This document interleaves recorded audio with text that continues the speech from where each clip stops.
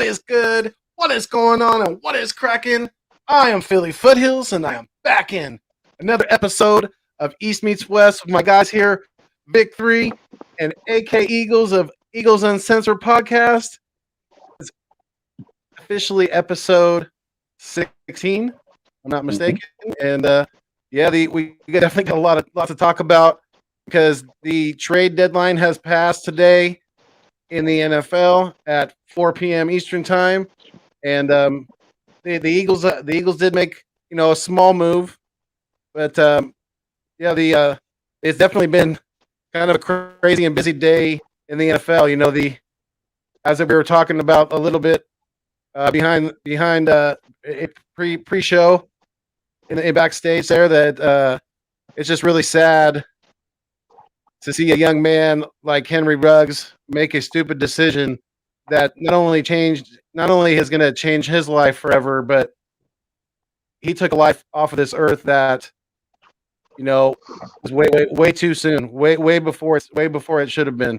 It's I don't know if everybody has heard, but a receiver for the Las Vegas Raiders was involved in a DUI accident where he was driving, and he unfortunately it resulted in a young lady losing her life. So I wanted to first, obviously let everybody know that I'm really happy to be back on here because it's been a few days and it seems like it's been a long time, but I got my first vax shot, so I was feeling definitely a little ill over the weekend, but definitely back to my normal energy today. Got a lot done. It was a great day, so happy to be here with my guys. What's going on, AK?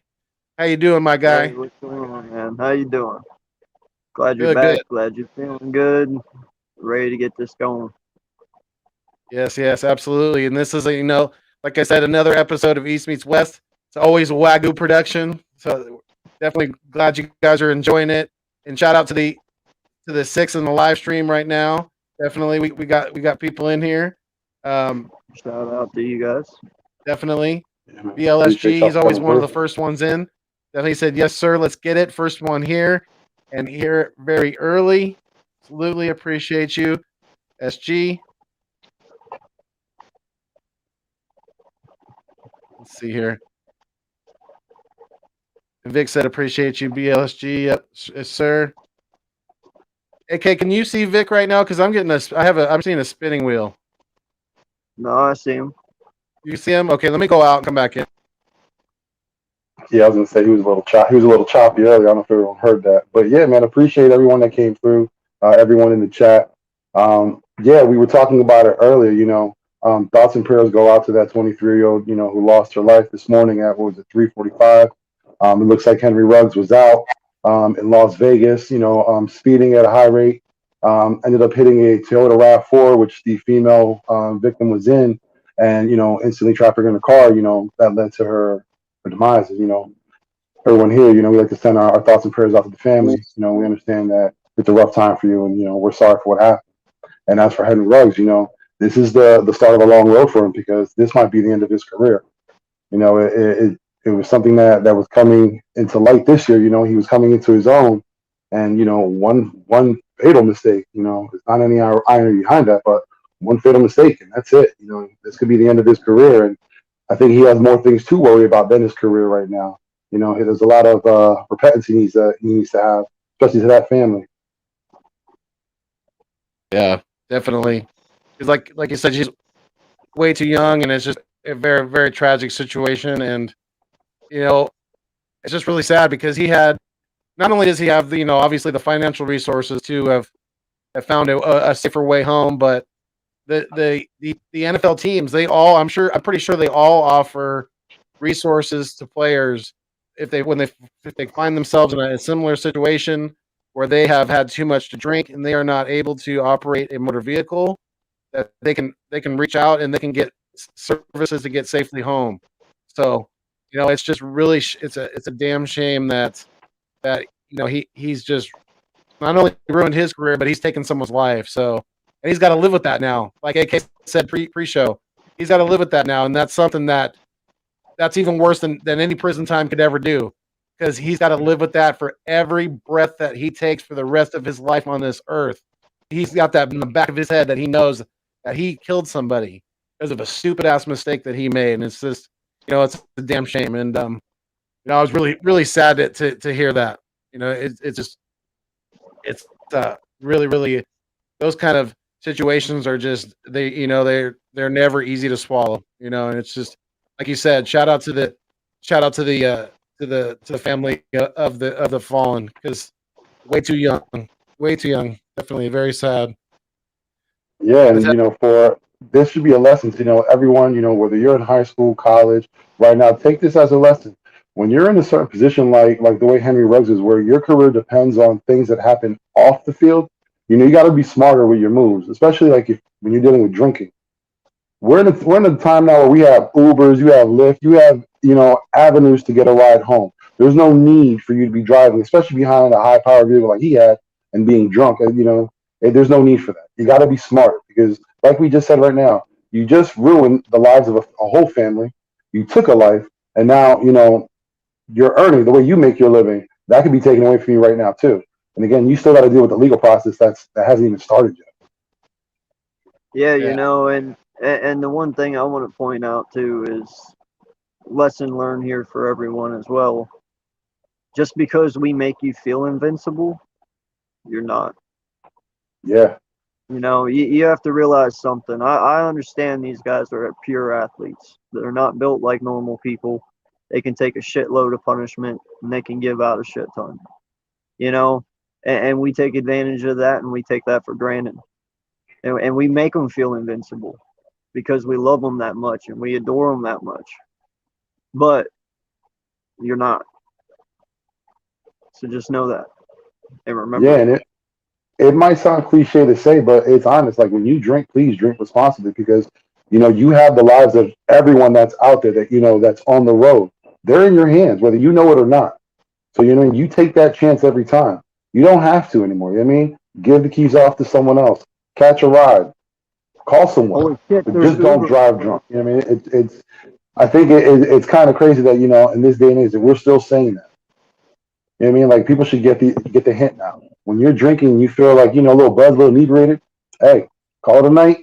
Get someone else to get you home. That's it. Well, bro, it's Vegas. Like, call an Uber or a taxi. My God, that's like two of the biggest things in Vegas. Or not even that. Whatever you're at, go to a hotel, stay for the night. It ain't like you can't afford it.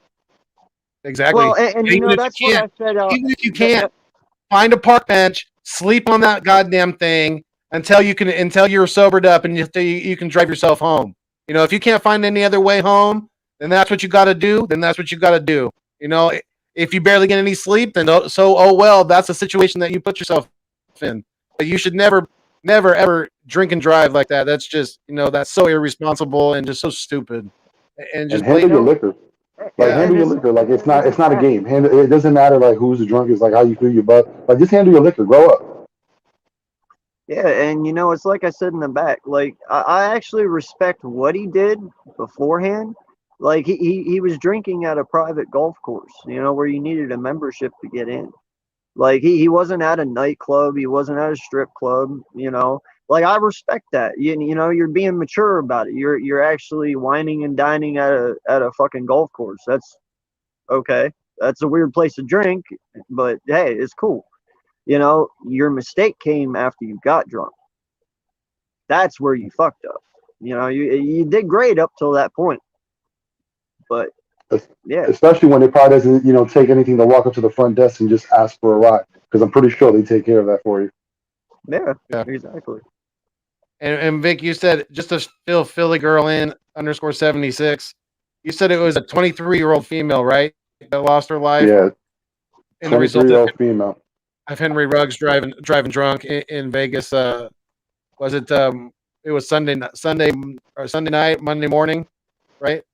It was just this morning, 3 a.m., 3:45 in the morning, and also it was Henry Ruggs' girlfriend, who's also seriously injured. Also, that's another thing that hasn't been said. His girlfriend was in the car with him. She was injured. It seems like Ruggs wasn't really that injured. He was able to walk away. He was able to get a citation. So it's his girlfriend and the female driver, who I don't think they released her name, of course, for obvious reasons. Yeah, and they have they have some pretty harsh penalties in Reno, in Nevada, in the state of Nevada. So definitely he's facing 2 to 20 years, like BLSG is saying, and he could possibly receive the death penalty. But that I'm sure he's gonna have very, very good attorneys with all the money that he has. So obviously he didn't um, he didn't he didn't do the right thing, and he's gonna have to pay for that, like we've been saying, for the rest of his life. And I don't know if this is true, but if I'm not mistaken, I heard that the Raiders, the team themselves, they have a curfew. So that would have been a violation from the get-go. They what? They have a team curfew. Even when they're at home, they have a team curfew. I don't know. I can't speak on that. Yeah, but even though, it's just sad. It's a sad event. It's tragic. Yeah, it is. It is definitely, and thanks everybody for all the comments. Definitely, the where was that? It was a good transition out of this. Definitely, Papa Sora was in the building. He said, "Can I get a motherfucking wagyu? Wagyu!"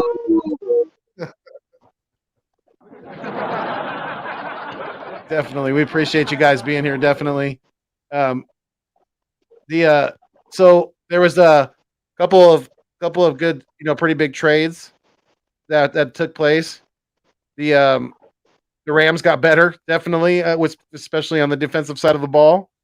They received Von Miller from the Denver Broncos. So what do you guys think about that? That's making the Rams, especially with him and Aaron Donald now, that's going to be a pretty scary combination. Yeah, news came out, yesterday. Von Miller gets traded around, what was it, around 12, 1 o'clock.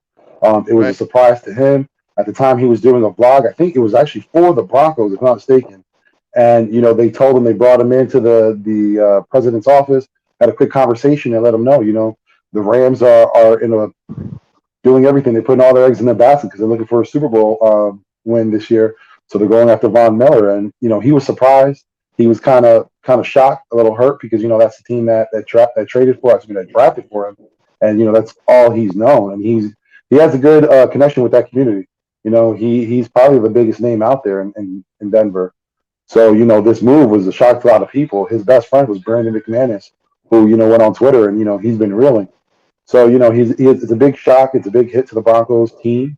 The organization had to do what they had to do to move on. I think they got a second and a third round draft pick, and it just bolstered up the Rams' defensive depth chart. Because good grief, like you said, you got Von Miller now, you got Aaron Donald, Jalen Ramsey. That they're all in it. They're in for it right now. They want to win the Super Bowl, and it shows. Yeah, Yeah. it definitely does. AK, what was your thoughts on that? All I can say is no more excuses. For who? For Vaughn or for the Rams defense? For the Rams. I mean, go get it now. You supposedly got your quarterback you needed. Now you got a good linebacker in Von Miller. You got Aaron Donald. Should be no issue now. Go get it.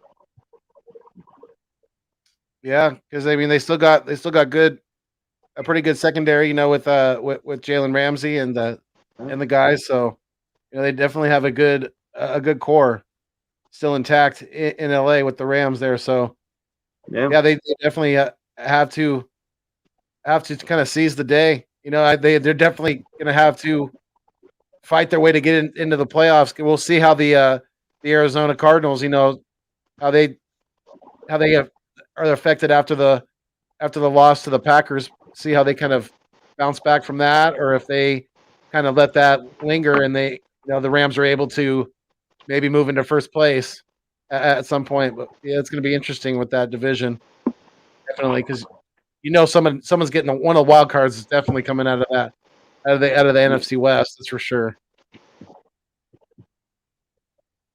But yeah, I mean, another pretty big move was the Chiefs acquired defensive end outside linebacker Melvin Ingram from the Steelers in exchange for a 2022 6th-round pick.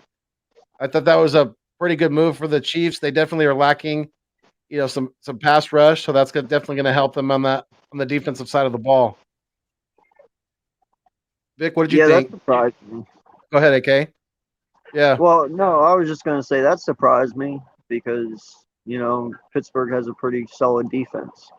So getting rid of Melvin kind of surprised me because he was the fill-in for Bud Dupree, and so I don't know. We'll see how that turns out. But, yeah, that was more of a shocker to me. I didn't see that one coming at all. But, hey, nice heads up on KC for sure. Yeah. We got Yeah, Birdman. if you watch, What's going on? How you yeah, I was doing? gonna say if you watched last night's game, you seen that Kansas City defense needed some help. So this morning, they went out and they got to work. They got a quality player. As for the Steelers, you can see that they're in a buy now mode. I think that they're going to move on. Not that they're going to move on from Roethlisberger. I think they might keep him for another year, but I think they're going to go after a rookie quarterback this year in the draft. I think they want Roethlisberger to have one more year to mentor. I think they're making all the moves, in order to get up. I'm trying to think who else was it. Denver. Denver's another team out there that they're acquiring picks left and right. They're also a team that's going to want to move up. So that first pick in this year's draft, there's going to be a lot of viable options. There's going to be a lot of teams vying for it. We might be one of them also. Us playing with 3 first round draft picks, we may want to get a play at Thibodeau. You never know. It's true. Definitely. You never know because the NFL is a crazy world at times. Sometimes it throws you curveballs. That's for sure. And the today was the what was I going to say?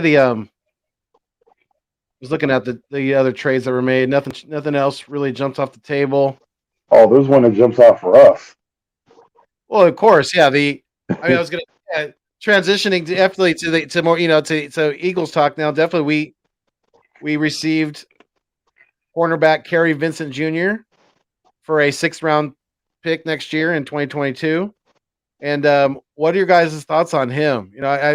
He's not super big kid. He was I think he was a 7th-round pick by the Broncos this past draft. So, Vic, give me your thoughts on this kid that we just picked up today, Kerry Vincent. Kerry Lamont Vincent. Let's get the full government out there for everyone to know. But yeah, man, 7th pick, 237. He's about 5'10", only 185. Good corner.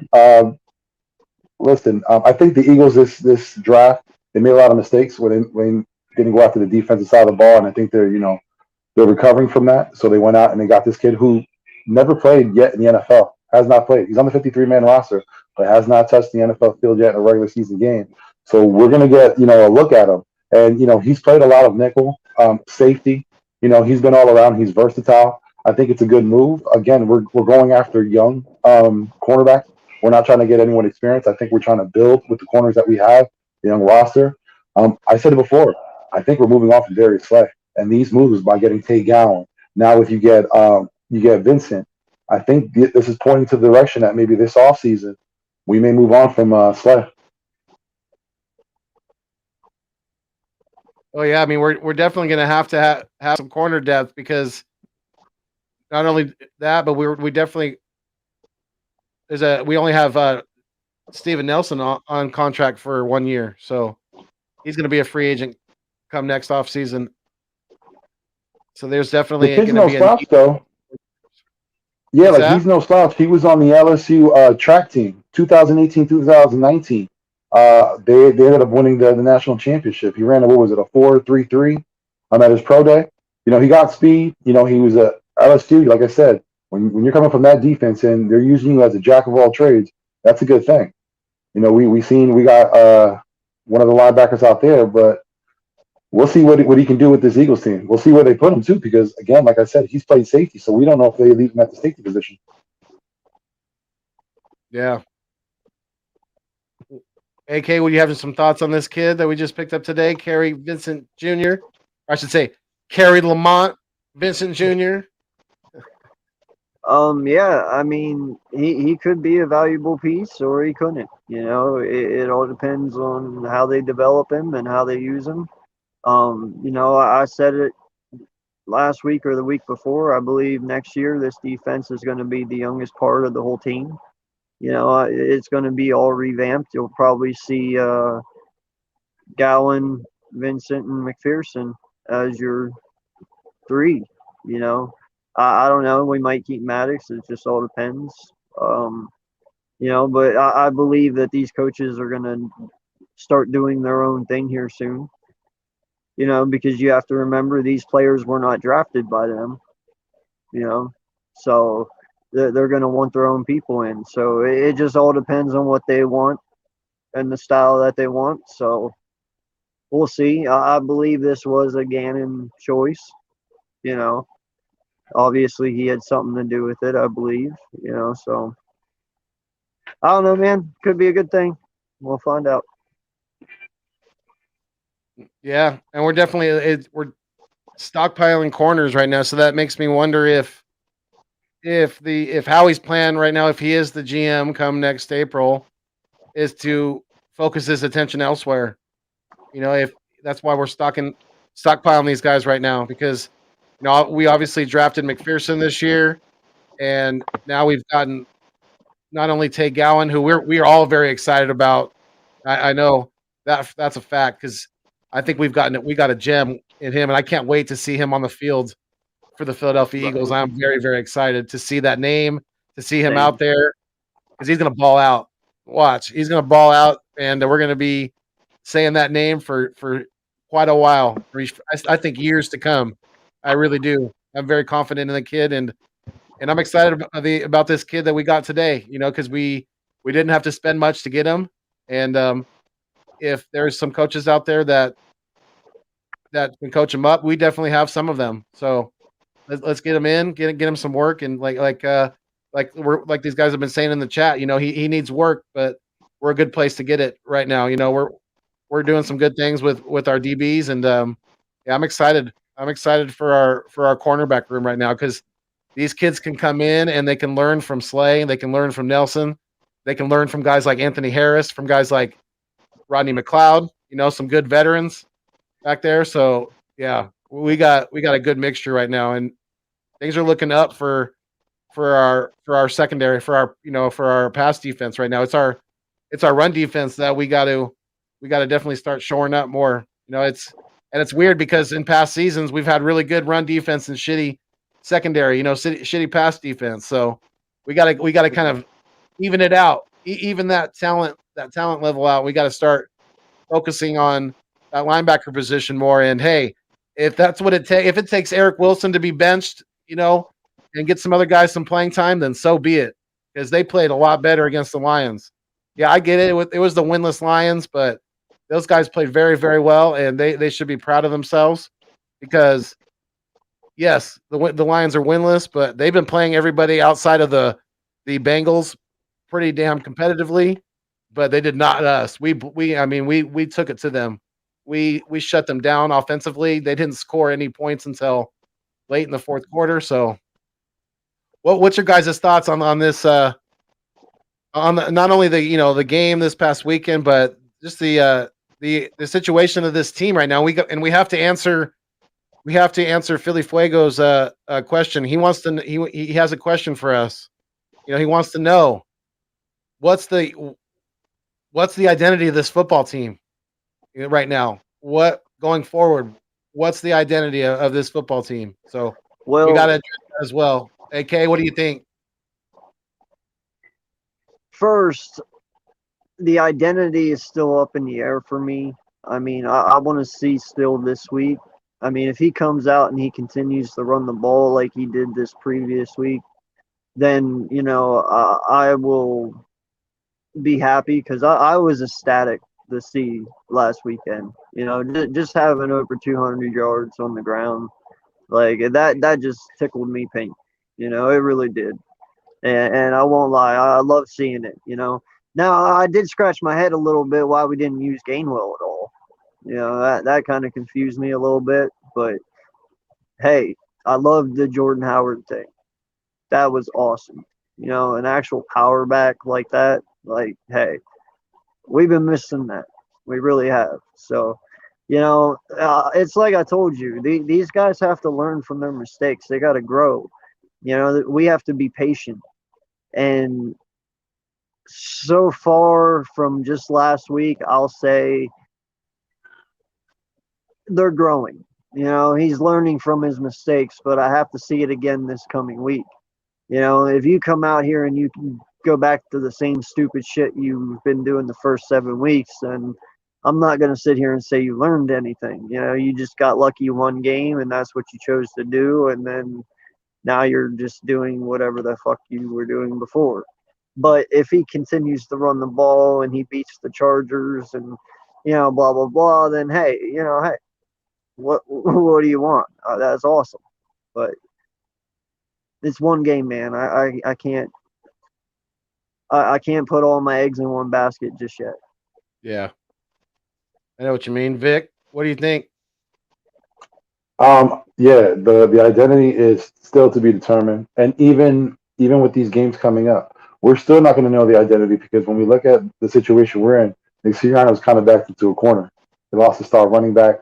His quarterback wasn't doing so well. Things had to get switched up. Now he has 3 running backs that, he has to feed the ball. And like AK was mentioning, he didn't know why Gainwell wasn't playing so much. I think it's because Sirianni in the beginning of the season was forcing so much on Gainwell, the same way he does to Devontae Smith, and realizes Gainwell isn't really that good at running the ball right now. He's a great receiving threat, but he fumbles the ball. He makes some bad decisions. That's the reason why. And then when you look at it, you have Boston Scott and, you have Howard back there. They're experienced. Scott's a physical back. Scott. Howard is a physical back. Scott can get physical also, but he's a shifty guy. He can get in between the tackles. Gainwell's not at their level yet. So like I even said earlier, if you look at my tweets, I wanted it to be a heavy dose of Scott and Howard, and you sprinkle in Gainwell. And that's exactly what Sirianni did. I'm so happy that he did it because it ended up working out. You don't need to have Gainwell be your feature back right now. It's going to take a lot of time for him. He's still raw. He got a lot to learn. So you sprinkle him in as the year goes, and you can use him more, as the season progresses because, he'll gain some experience. And that's how they should have went from the beginning. And, that's how they're going to have to go now. So it's kind of like Sirianni is forced at the moment to do the right thing. Hopefully, he learns from this, and next season he takes that and he carries that on. If he's here, we still don't know that. But I say he will be here. So hopefully he carries that on to, next season. And, he learns from it. But one mistake I think we made this year was in the trade deadline. We should have went after Zach Cunningham. It wouldn't have taken much. You know what I mean? Like even if you use a 3rd or a 4th round pick, you're going to try to tell me that there's a 3rd or a 4th round pick out there that's better than him? I highly doubt it. I think they slept on that. The Texans were ready to give up on him. They were ready to move him. And I'm pretty sure for a 4th, they would have happily moved on. Yeah, I'm glad what we got now, but I think we could have done better, especially at the linebacker position. We're lacking right now. If we would have had Zach Cunningham on this team, it would instantly bolster our linebacking core. Our defense would instantly be better. I don't know what the thought process in there, why they continue to ignore the linebacking position, but it got to stop. It has to stop. Facts. Big facts, definitely, because you've seen it. You've seen it this year. We've seen teams time and time again just to continue to attack our linebacking core, whether it's just running the ball down our throats or it's attacking the middle of the field with their tight ends or with their slot receiver, things like that. But I'm surprised. Like Backyard Birds podcast here, he said I'm surprised Jacoby hasn't played yet. Big time. Me too. That's a great comment because what did we draft him for? And I know he's got to be 100% healthy now. So why is he not on this active roster right now, getting some playing time with this football team? Because I know his young self can contribute on special teams if need be as well. So I think he's missing some key opportunities to get some good playing experience this season. What do you guys think about Jacoby Stevens? You guys think we're going to see him this year? Vic? I hope it's not like he has like a first round or a third or second round draft pick ahead of him. I think TJ Edwards out of all when the linebacker core was the highest draft pick, and TJ Edwards isn't anyone to hold anyone back for. I don't understand. It could be also what Stevens is showing you in practice. That could be another thing too. The reason why he isn't starting or he's even on the field. But whatever it is, we need all the help we can get. Let's switch it up. Let's get some different looks out there because what we have right now really isn't working. Alex Singleton is just a walking doormat. He I think he leads the league the team in tackles, but that's because he's constantly getting barreled down. You know what I mean? Like he's our bumper on that field right now. He's the bumbling one that gets in the way of a big run. He doesn't go out there to tackle someone. He just gets in the way of things. Yeah. So like I said, anything would help. Anything would help. You got to check out the different looks you have. You can't just think that whatever you see in practice will be on the field because sometimes players don't practice as well as they play on the field. That's something that's known. You got to give guys a chance. And right now, I don't think anyone should be held back on that linebacking core. Everyone should be getting a chance right now. Yeah. And Alex Singleton, somebody should get him a shirt that says welcome across his chest. Seriously. He seems like one of those guys that are just happy to be in the league. You know what I mean? Like that's his goal. Being in the league was his goal. He doesn't care if he's done tomorrow. Like that's how I feel he plays. Kind of like I've heard, that's funny you said that because I think you're pretty correct about that. And I've shout out to AK because I've heard AK say that I've heard you say that about Andre Dillard, about Andre Dillard just being comfortable, being satisfied with making the NFL, and that's why he's kind of plateaued and really hasn't progressed in his career so far. So, I think you definitely have a good point there, Vic. Yeah. AK, what do you think about Jacoby Stevens? You think you think he should be playing right now? You think we're going to see him this year? No, I agree with Vic, man. I believe the door's open for everyone. Listen, this is a transition year. We want success, and we should have it. We have a pretty solid team, even though we do have some spots. Sorry, my back's itchy. Even though we do have some spots on here that are questionable, starting with our linebacker core for sure. For the most part, our team's pretty solid. I like what we have, especially as building blocks. But it is a transition period for next year as well. Like I said, a lot of these players, this coaching staff did not draft. They didn't have hands in it. They're just kind of putting the pieces together and building their own thing and trying to make it all work in the process. But yeah, no, the door is open widely because the only thing I can say is just hope they keep playing terrible because that's the only way we're going to get help there. Because if that's the weakest part on our team, well, then that's the part they're going to address, and God hope that they do. Because if you don't address the weakest part on this team, you're going to have a lot of pissed off individuals. Yeah, we have to. I believe we have to take a linebacker in the first round. I just think that's a must this year. First two, usually. I don't know if the first round is necessary, but I think second, third, get a quality linebacker. It doesn't matter what round you get, as long as it's a quality linebacker. What was it? Buster Davis, I want to say, or Jamie Davis, excuse me, Jamon Davis. He was the 5th round draft pick. I understand that Washington isn't doing so good right now. But, that's a decent linebacker right now. That's someone that could have been on our team. It would have been no issue.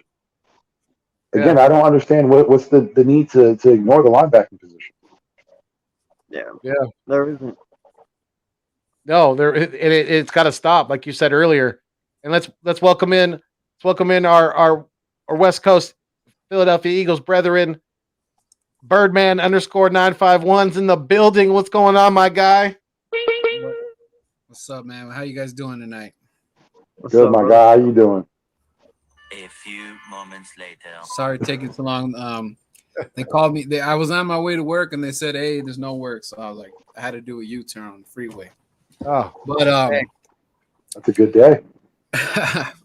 Yeah, this is a crazy day, man. Crazy day. If you're a Raider fan, shout out to the homie LV King Raider. He's not doing too well because You know, at the end of the day, guys, if this was one of our players, you know, Fletcher or Jalen Hurts, Devontae, that did something like what Ruggs did today, we definitely be feeling it today, you know, because it's very disappointing for, you know, because at the end of the day, we do care about these guys. You know, we give them a hard time, you know, because we want them to perform better and all that stuff. But at the end of the day, you know, we're humans, and for stuff to go down like that, it's upsetting, even for the NFL wise. You know, it's a bad look on the NFL, you know, especially that there's a death. And it's just, it's kind of a weird day, you know, like it's kind of a, you know, I didn't know what to expect. I thought Fletch was going to be on the way out. I don't think the numbers made sense for the other teams. And I think that's why Fletch is still here. Is he going to be here next year? To be determined. But I'm not really so worried about like stuff like that. I'm more concerned about Howie Roseman, and I'm very concerned with Nick Sirianni, because what the hell was that you, what kind of game plan was that you called against Detroit? Like, are you trying to screw with the fans? Because you're not making any sense to us at this point, because had you done something similar to that kind of game plan, we probably have 2 or 3 more wins, guys. So it's it pisses me off. I'm not mad. I mean, don't get me wrong. Yeah, we won. But what I'm mad about is that why did it take this long to kind of figure out the balance we need with Jalen? Because we're supposed to be making this guy, when it's time to throw the ball, when we dial up the play for it, let it come naturally to him. Why did we force him and force him and force him and force him to throw it so damn much? And it's just beyond me that we're sitting here today. I mean, guys, let's face it. If we dial up something similar to what we dialed up with Detroit, we can beat the Chargers. The Chargers are having their troubles of their own. You know, and a statement for me, Nick Sirianni, beat the Chargers. I don't care if it's by 1 or 10. Beat them at home, because the Eagle fans have not had a home win. So you want us to start getting on that flower side and the flower power and all that fertilizing stuff. Get that win at home, and then we could start to grow from that. But I don't know what this coach is up to. I don't know if he was just kind of screwing with us, but that's kind of where I am with it, you know. I think that has a lot to do with their growth as coaches. You know, like coming out of Atlanta, you know, like I said, those were 2 inexperienced coaches going at it. You know, especially with Atlanta, when you've seen how inexperienced their coaches were, because you've seen how bad Atlanta was, and you've seen right now with Atlanta, it has taken time, but they're starting to get things going as well. I think that's what it is with first year coaches. You know, we might not like it, but you got to give them some time. Now, I'm not saying that Nick Sirianni finally got everything right and he's going to go from here. I'm just saying, you know, at least against Detroit, it looks like we got, you know, things in the right direction. It looks like he finally understands, you know, by running the ball, you can get things going. I mean, your team has more energy in the fourth quarter. You know, they're more aggressive. You're the aggressor instead of being, you know, the aggressee. I think he's finally getting that, and again, because of the situation he's in, he has no choice but to do that. So I think that's why you see a big difference, and you know, from the first week until now, and that's something we want to see, though. Let's be honest, we do want to see that. We want to see that growth. If we didn't, we'd be pissed right now. Yeah. But that's why I also said I can't say nothing yet. I have to see it next week. Yeah. Yeah. For me to even go any further, you know, to say, do I feel more comfortable? Well, no, that's 1 week, you know. And it's funny that even Birdman brought that up, because Foothills messaged me during the game. He's like, "Are you seeing this? This looks awesome." I said, "Yeah, where the fuck was this the first 7 weeks?" Right. You know, it's the very first thing I said, because it was like, dude, well, it's plain and simple what you got to do, but you're not doing it. And now that you're doing it, it's like, oh, that's great, but I need to see it more than 1 fucking week. I mean, because he could come out next week and go back to the same stupid shit he's been doing, and then I'll be like, well, I fell for it again. And I don't want to be that idiot. Yeah, well, before last week, I was even saying, I was like, these next 3 games, they could be, really bad for us. Those could be 3 losses. Yeah. But now, when you look at the situation, you see that the Chargers, Herbert isn't doing so well. There's some injuries on the team with Eckler, and then when you look at Denver, Denver just lost Von Miller. Denver is sellers. They haven't been playing so well either. And then when you look at New Orleans, they just lost Jameis Winston. They won't have Taysom Hill back, by the time we play them. So we might be facing Trevor Simeon. So all the teams that I thought would be potential losses, it looks like that might go into our favor. Now it all depends if our coach can do what he hasn't done this whole season. Take those teams' deficiencies and use them to our advantage. We kind of saw it with Detroit. I didn't fully see it because, again, Detroit's a bad team. That defense is horrible. You kind of saw it with the run game. Let's see if we can fully do it against the Chargers this coming week. Again, he has an opportunity to come out here with 3 wins. If he wins the next 3 games, a lot of those naysayers will be gone. They'll be quieted down. We'll be confused because we don't know what we have in this coach still, but we will be happy because what's the best thing to cure when you're upset is a win. Winning cures everything. Winning shuts up the haters. Winning shuts up the doubters. Yeah, Let me especially a ask you home something, win Vic. in Philadelphia. We're itching for a home win right now. We haven't gotten one this year. That would go very, very far with the fans right now, I think, especially with the Chargers being a perennial playoff team this year. So, go ahead, Birdman. What were you going to say? I'm gonna ask you. Well, I can ask all 3 of you. Do you think that there's a possibility that Howie kind of let the coach? I honestly don't think Howie has anything to do with the coaching and the plays and all that. I think Well, Howie supplies the players, but they have a little directive. They just Gary, the owner Lori might want to see a passing offense, but that's because of the coach they got. So that's well, already taken care of. I don't think they're going to put that much input into the play calling. this is what I'm okay. This is where it's stemming from. So the Dude, word sucks the my ass. the rumor what I'm getting from is that Vic, you know what that's from? Sorry, Birdman. Yeah, I saw it. That sounds like 2 sacks my ass. No, he's referring to our bet that we got going because I didn't see that Derek Barnett had got a sack, and then I because I was out Sunday morning, or we got up really early and went and saw my oldest. And shout out to Maddox, my oldest, my 18-year-old.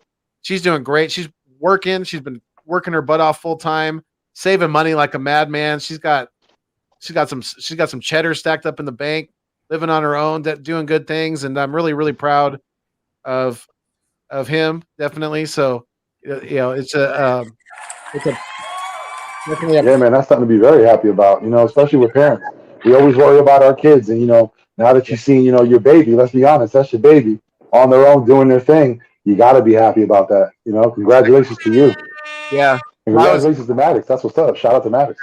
Appreciate that, and that's I brought that up because I was out running around and I was listening to it on my phone or watching it on my phone. I seen that Milton Williams got a sack, so I had messaged Mike in a group chat, and I was like, "Oh, Milton Williams got a sack," because we got a pretty good sized bet going. We got a bet for a C note to see if Milton Williams has more sacks than Derek Barnett this year. So they are now tied because they both got one against the Lions. So that's why he's saying Derek Barnett 2 sacks Cummings.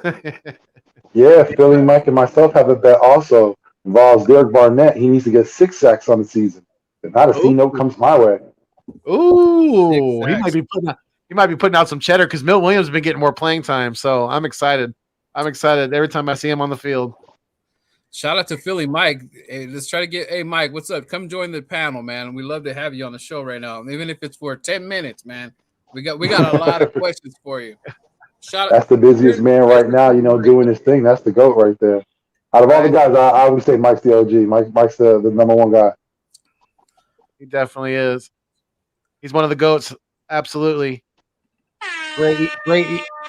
Not only Eagles content creator, but Sixers content creator as well. So he does great coverage for both. And down to earth guy, really cool guy. You know what I'm saying? That's the most important thing, man. He's a good dude. Yeah. Did a live stream on my, came and jumped on a live stream on my channel with Vic and AK and a few other guys. I think Birdman was even in a little bit on that one too. It was like a 6-hour live stream. It was Yeah, I like, said, wasn't it like 1 in the morning or something like that? We were all there. It was like a 6-hour, 5-hour stream. that's got to be the longest one I've done so far, definitely. So Yeah. yeah, And it shout was out to hilarious because like pretty much everyone was lit on that one. said Philly Mike said if the defense didn't play well so far, our whole D line would be having more sacks. Yeah, I mean the fact that we're not Blame that on Fletcher. we actually started bringing some blitzes against the Lions too. You know, that's the thing we've been missing. You know, Yeah. I really feel because our linebackers they're not that great against the run, and they're not that great in the pass defense. So you might as well send them on some more blitzes and try to get something out of them while you can. You know, you just have to. Yep. That's what I'm saying. This game slapped a lot of the Eagle fans in the face because we've been crying for this since the beginning of time here. That hey, I mean, what the hell is this? Like, so was that a joke? You know, it's like, what was that Detroit game where you guys just messing with our emotions, Smokey? Right. Let me see here. Let me send Mike the link because I don't want to drop it for everybody quite yet. Because I like what we got going on right now. Let me drop it real quick on Twitter for him. You got him on Twitter, right? Hit him up on Twitter. Yeah. Yeah, because I was listening to the GOAT talk, and they were basically saying, you know, they don't even know what's going to go in the draft as far as quarterbacks are. And the only one that I was kind of rumored to hear that Howie was all in on Matt Corral.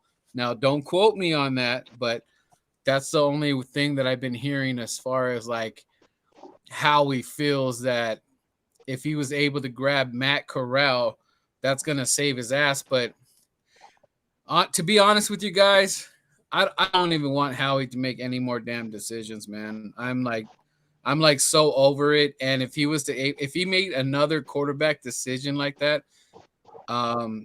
barring that this guy is the next freaking Peyton Manning or something, I mean, I just don't see it. I don't think he's gonna hit gold just like that. You know, like this guy Matt Corral comes out of the ground, and he's supposed to be the the answer for the Eagles. I'm not so sold on it. I mean, I seen the guy's tape. He looks like he has a lot of promise, but it's not a household name that, you know, usually when you hear that college household name, you would have already heard it.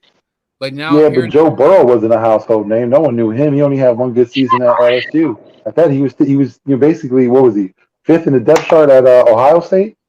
No one even heard about him. Usually happens that way. You know, guys come out there last year. That's when you hear about them. But I will say this about the quarterbacks, though. Willis is steadily climbing. That kid is ridiculous.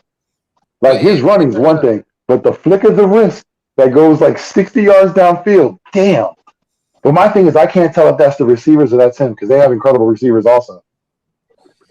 If I had to ask you guys right now, is Devontae just not having a great season, or is it more so on Jalen? I think we're putting too much on both on Devontae. Jalen, of course, because, you know, this is his prove it year, but I think we're putting too much on Devontae. We're expecting him to be Jamar Chase. No. Before we go any further on that, we got a goat backstage, so I don't want him to wait too long. I want to bring him on as soon as we can because I want him to jump in on this because I know he's definitely got something to say on this one. So without further ado, let's welcome in Philly Mike of the Philly Talk Podcast. What's going on, my guy? Appreciate you being here. Thank you for joining us so much, my guy. With all the sound effects, you got it going on. I don't know how to work them on StreamYard. I don't know how to do it. I'm going to do it on my OBS. Hey, thank you for joining us. I really appreciate it. Jumping in with us. And Birdman, what were you saying? I'm sorry. Like, okay, so let me give you an example. Okay, so CeeDee Lamb's first rookie year, you know, what you saw out of it was promise, right? And that's kind of why Eagle fans were kind of pissed that we didn't go grab him. You know, he's only one more up. We could have done it. But the thing is, the promise was there, and you could see it translate to the second year because they're probably like CeeDee's like their number one right now. Now, is it more that Jalen is not so great, or is it Devontae the one that's not so great right now? Or is it both? Could it be both, or just not that great right now? It Philly, could be both. Again, we're talking about a rookie. Talking about a rookie, I Smith. can't. I'm not going to give him the rookie pass because it's about the promise. When you get the rock, you got to get the rock. I'm not But asking we've for the. seen him. We've seen Smith do good things. We've seen Smith break, cornerbacks that are still looking for him at this moment. But You know what I'm saying? We've seen his route running. is that enough for you to believe that this guy is the number one receiver of the Eagles' future right now? I don't think they should have given him the number one receiver, just off the rip. He should have, played for it, but it is what it is. We got to wait and see because, again, we're only Who's looking at 9 challenging him? games. Who's challenging him? I mean, we don't got nobody to challenge him. CD Lamb got I would say Quez Watkins might, but we didn't give him a chance. correct. CD was able to go into a situation where they had Gallup, who was a formidable 2, right? He's a 2 on the Cowboys, probably a 1 on the Eagles, and then Amari Cooper, who, as long as he's at home and he's healthy, he's going to be a baller. Devontae definitely had to come in as a rookie and take all the first snaps. I'm talking about training camp, right? They line you up in what order you're going, that order the coach and staff believes you're going to be 1, 2, and 3. He's been the dog since he got here. However, you can't deny that watching all 22s, Jalen, we're not trusting and anticipating throws is leaving some meat on the bone for Devontae Smith. That is just facts. In the same way, I need Jalen Hurts to grow there. I do need when Devontae gets his hands on the ball to catch it because he has had a case of the dropsies. Whether it's behind him or not, a guy like Devontae Smith is able to should be able to make tough catches. Now, this is an NFL level. You're not going to get separation as you did over there in Bama, even though he's been getting a decent amount of separation. But, with Jalen Hurts, panic button, scrambling to the left, everything to the right is null void. Scrambling to the right, everything left is null void. He has to do a better job in that. So I think, no doubt about it, if you had more of a pocket pass or this and the third, Devontae would be better, as well as, receivers that played with Lamar Jackson in the beginning of his career, right? It was like, why would I want to go there? I'm not going to get passes. So as an Eagle organization, you just want to come out with a dub. You want to get growth from everybody. But having some drops and now possibly going into, say we do start implementing the run as heavy as we did against the Lions, it's going to limit the growth of a Devontae Smith. You know what I mean? Now when called upon, is he going to be thinking, well, I've been dropping a lot more this time and the third? Receivers need to get easy catches too, just like the ball going in a hoop for a free throw, just to get the rhythm going. So I just think that, timing, growth, all that got to come in. Jalen got to be better, but it's a wait and see. I just don't see, as y'all were talking about quarterbacks, and I'm just slowly starting to do my research because I'm not a college watcher. For the simple fact, I watch the Eagles, I watch the rest of the NFL, I gamble, and my spare time goes to 2 things: content and the family. So I can't watch on Saturdays. I gotta, do stuff with the family on Saturdays. But I will start to dig deep into it, and unless you can say this quarterback is the guy, don't do it.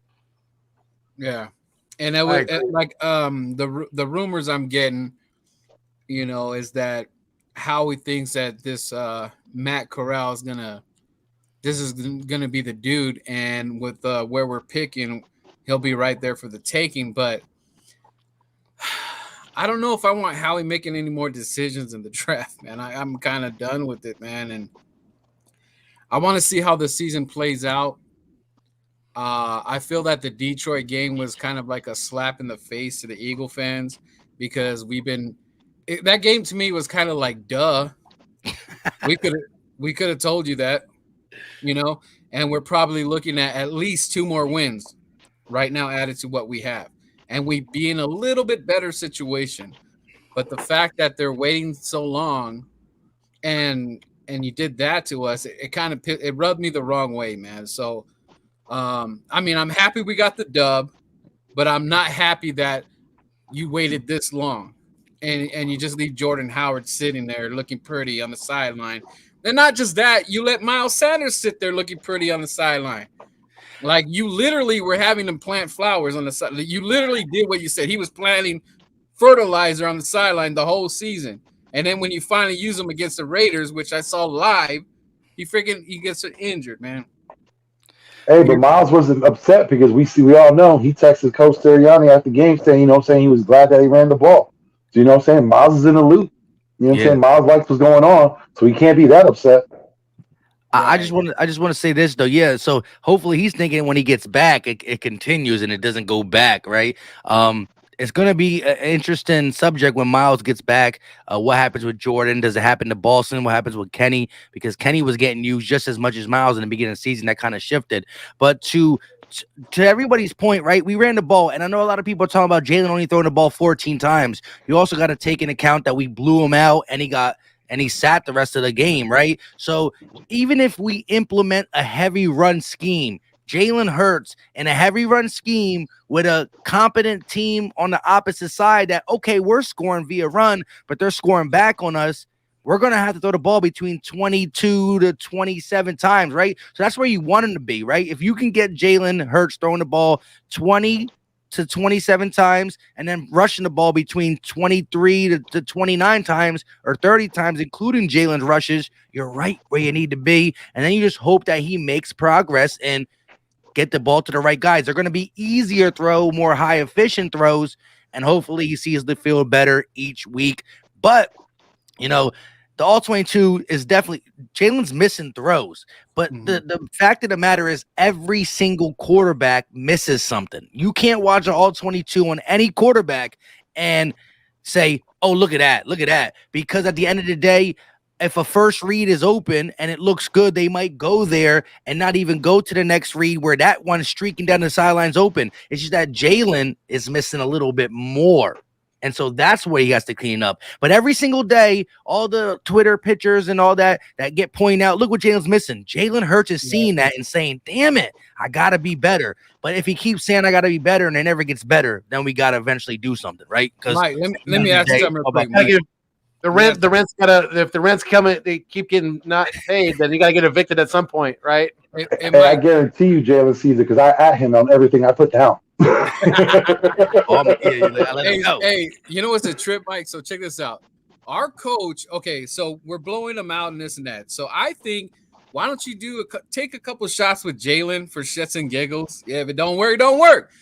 Why does this man wait when we're getting shellacked ourselves, and then you wait to the fourth damn quarter, and then you're gonna go ahead, Jalen, let's do something that don't make no sense to me. You don't do it when we get shellacked. You should, when we're shellacking the other team, why don't you go ahead and throw some deep stuff? Not when we're getting our ass handed to us. That don't make sense to me. We do lead the league in garbage time stats. Like, that is a fact. We do. But I'll say this though, I think we should use Jalen as a game manager because I think that suits him the best. You're taking pressure off him. You're running the ball most of the time. When he's less likely to make bad decisions doing that also. And he is a good game manager, and that's how you should use him. There's nothing wrong with being a good game manager. AK, what's your thoughts on Jalen right now? Man, I've said it from the get, and I'll stick with it. Jalen Hurts, we all knew when he came in, and everyone did, he was a project. He's not a finished quarterback. He never has been, and he's going to take some time. The same with Lamar Jackson, the same with Russell Wilson. It took 2 or 3 years. You got to be patient with them. The fact is, do you have the patience to do it? And it's like Mike said earlier, unless you can definitively say that this guy is the guy, you don't pull that trigger because there's features to Jalen's game that most quarterbacks don't have, and that's his legs. And that there's things he can do that people can't, and he's displayed it. And he's too dynamic of a playmaker to give up on if you're not certain. Because let me ask you something, AK. What you said right there. Okay, this goes back to Howie Roseman. You don't get a project to fix a project. You got Nick Sirianni to make him a puppet for a project, and he's a project himself. Even in his press conference, he don't know what he's saying. I know we're making jokes about the flowers everywhere and all that. That's stuff. my song now. I'm rocking with that until we lose, bro.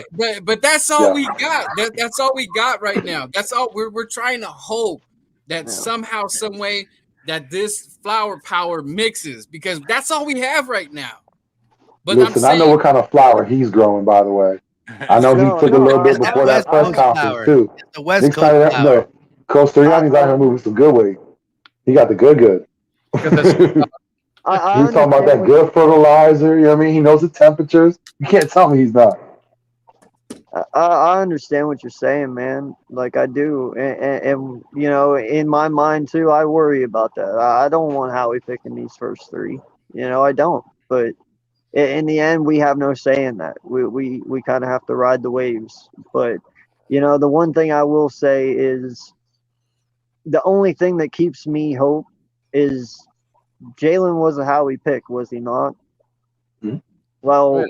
we've all seen Howie picks tend to be safe, correct? So JJ maybe Arcega-Whiteside.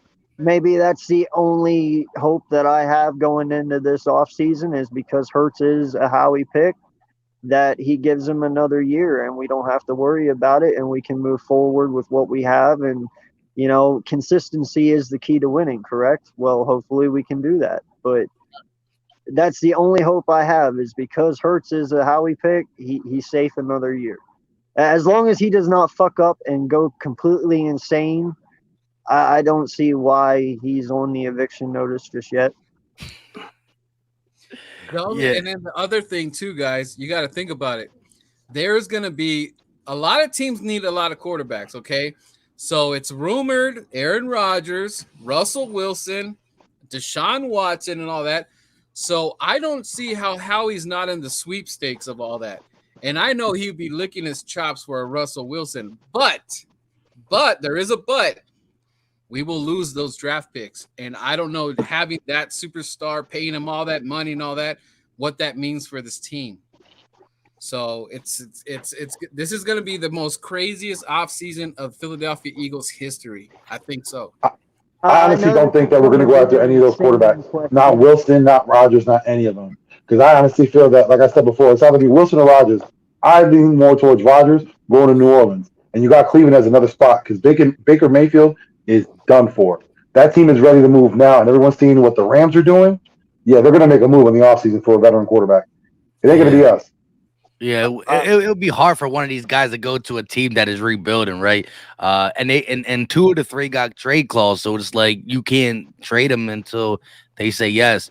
But real quick, yeah, I mean, when it comes to the quarterback position, especially via the draft, as I said and AK elaborated, you have to be 100% sure that guy's good. And even if you're saying, you know, I'm not sure, I don't think Jalen Hurts will ever be the guy. Well, then you draft a defense, you still keep working with your skill players, and he's what you call a bridge quarterback. And if he's not that good, then you maybe use a Minshew as a bridge quarterback because that is a thing. But you can't invest the picks unless you're sure. You know, you can't invest the picks because listen, we got the second overall pick right now because Miami's not winning, right? Say Miami wins 3 games in a row. We don't know what's gonna futures. We think we can go. They go on a 3-game winning streak, right? The Jets go on a 3-game losing streak. The Jags. Now we look at it 4 or 5 weeks, 3 to 5 weeks from now, and Miami's sitting at the 5th overall pick, right? And say we won a couple games, so our pick looks a little bit better. And Carson Wentz is winning games over there, and so now instead of having 2, 8, and 9, we have 5, 11, and 14, right? And maybe it goes back, maybe it doesn't. Now you're talking about okay, how we have to package 2 first-round picks to get up there in the top 3 and go get this Matt Corral, Golden Corral, whatever his name is, Corral, right? And then if he's not the guy, well, then we're in deep shit because you can't build a defense. You lose some stuff. We still got a lot of money to get free agents, but you have to sell free agents. You have to show that, first of all, you have to show that your coaching staff is up to par. You are at least a middle of the pack, getting better, trending the right way, or these guys ain't gonna come unless you overpay, right? Patriots stink. They knew they were gonna be either middle of the pack or stink a little bit, but why did Nelson Aguilar go over there? Because they overpaid for him, right? So you're gonna have to overpay for guys unless you are doing it right. So I think you're in a spot where I see, unless Jalen is just like, if he gets a lot worse than what we see, you might just gotta run with it. You know what I mean? We don't got many options unless you really do believe in one of these Golden Corral, Matt Corrals, whatever the names are. I like Mike's plan of attack. I definitely do. I wanted to answer Too High Up's question, and shout out to the 8. We got 8 people in the live stream right now. And he's at 25 pounds. He said, does Devontae need to gain 25 pounds, or is if not, he will be a bust. He gets manhandled all the time out there. What do you guys think about that? Definitely, I don't think he's going to be a bust, but what do you think? Do you think he needs to put on some weight? You know how insane he looked with 25 pounds of muscle? That'd be ridiculous. He'd be slow as shit too. He wouldn't be able to run. He needs to add weight, yes, but that'll go throughout the season. That'll be every rookie does that.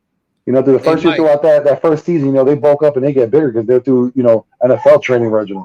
They're not doing the college thing anymore. NFL, is more advanced.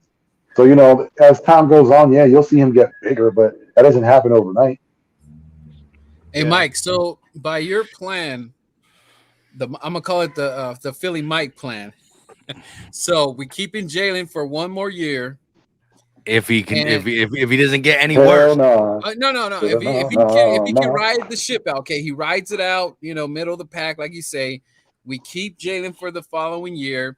We use those draft pieces to say whatever linebacker, which we definitely have to go linebacker. I don't care what anybody says.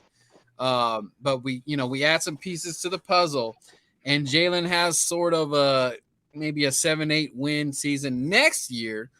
How do you propose if Jalen's not the answer? How do we get that quarterback then? If we're going to be a little bit higher in the draft numbers, if we're going to how are we going to work? We wait. No, you trade one draft pick away for next season. That's what we just talked about on Go Talk, right? We talked trade about one pick away. We got 3 picks. Use 2 of them for defense. You give one of them away for a future first-round pick, and then because it's all about a point system, so that you'll give your first-round pick next year for the 2023 first and a third. Somebody will be willing to do that, right? And then hopefully you give it to the right person where they're falling. So now you got 2 great defensive players. Jalen is getting another year, right? And then you go into 2023 draft with your draft pick, and hopefully somebody who's not that good draft pick, and then you're back in the saddle again. You're giving up Miami's pick because you know that they're not going to play well this season. You're giving up that pick if that's the case. But just to touch the point on your little scenario before, if the Eagles would have, say, like the 5th, the 11th, I don't think at all that we should be moving up to use 2 picks for a quarterback. I think our main focus in this draft, because let's be honest, we're not going to get the first pick, so Thibodeau's out the question. It would be a blessing if we could land him, but he's out the question. Our number one focus should be Kyle Hamilton. That safety, that's what we need. We need to focus on him. However we need to do it, because you know what? He might be the 2nd or 3rd pick. So that's where we need to land, because guess what? That first-round draft pick is going, and it's going for a high commodity. Because I said before, Denver's going to go after that. I forgot the other team. There's going to be a couple teams going for that first-round draft pick. They're going to try to go for a quarterback, and they're going to try to get him early. So I think we need to move up, or hopefully, Miami gets us up to that 2nd spot. If they do, I think we're going to stay and keep that one. If they don't, we're going to move up to get it because we need Kyle Hamilton. Well, and if it goes sideways, if Jalen continues, if he gets benched or something for whatever reason, then we are probably going to go get a quarterback then. But if you do, that's fine too, because you could use, like I said, you can still trade one of your first-round draft picks to next season. You get yourself a defender. You get your quarterback with the 2nd first-round pick. There's no reason, because again, you're still not paying Jalen any kind of money. They can compete, and either way, if whoever wins, you can trade the other. Because again, they're still on a rookie deal, so that you can move them easily. Okay. Well, and that's what, and honestly, man, I've been saying this for a couple weeks now. Like Jalen's only costing you $800,000. Okay, you have $50 million in cap this year in free agency. You go out and you spend that on your offense, whether that's offensive linemen, a couple receivers, tight end, halfback, whatever the hell you want, whatever direction you're going. And then you use the draft pick solely on defense. Maybe at the end, maybe grab 1 or 2 offensive linemen if you want to, but solely on defense. Build this team up. See what Jalen has, especially, like I said, if he doesn't do anything drastic, let him see what he's got. And then that way, when your team is built, and if you're still not winning, you know solely it's him. Then you just plug in the quarterback that you want, and then hopefully you start winning. But your team's already built. Yeah. Hey, and shout out to Joey Shake 72. We had another goat in the chat as well. He said everyone has a case of the drops, or has had a case of the drops. Ertz goes to the Cardinals and used better out running defenses. The more you make Hurts throw, the more mistakes he's going to make. One game behind. We're right now 1 game behind for the wild card, and I agree with Joey a lot on that statement because I think right now our identity needs to be run first. I really think we just need to keep trying to run the ball as much as we can and get the ball out of Jalen Hurts and try to alleviate some of the pressure that we've put on him. I just think we've put way too much on his plate right now. Way too much. If we could build on anything on that Detroit game, is I feel like he's getting a little bit more comfortable with Dallas Goedert. So if that's a thing, make that a thing for right now. Make that if that's where he's comfortable, because everybody needs their security blanket. If it's him in Dallas, it's him in Dallas for whatever reason right now. He has to stick that out. And it looked Dallas looked like he was very comfortable catching the ball and getting those yak yards.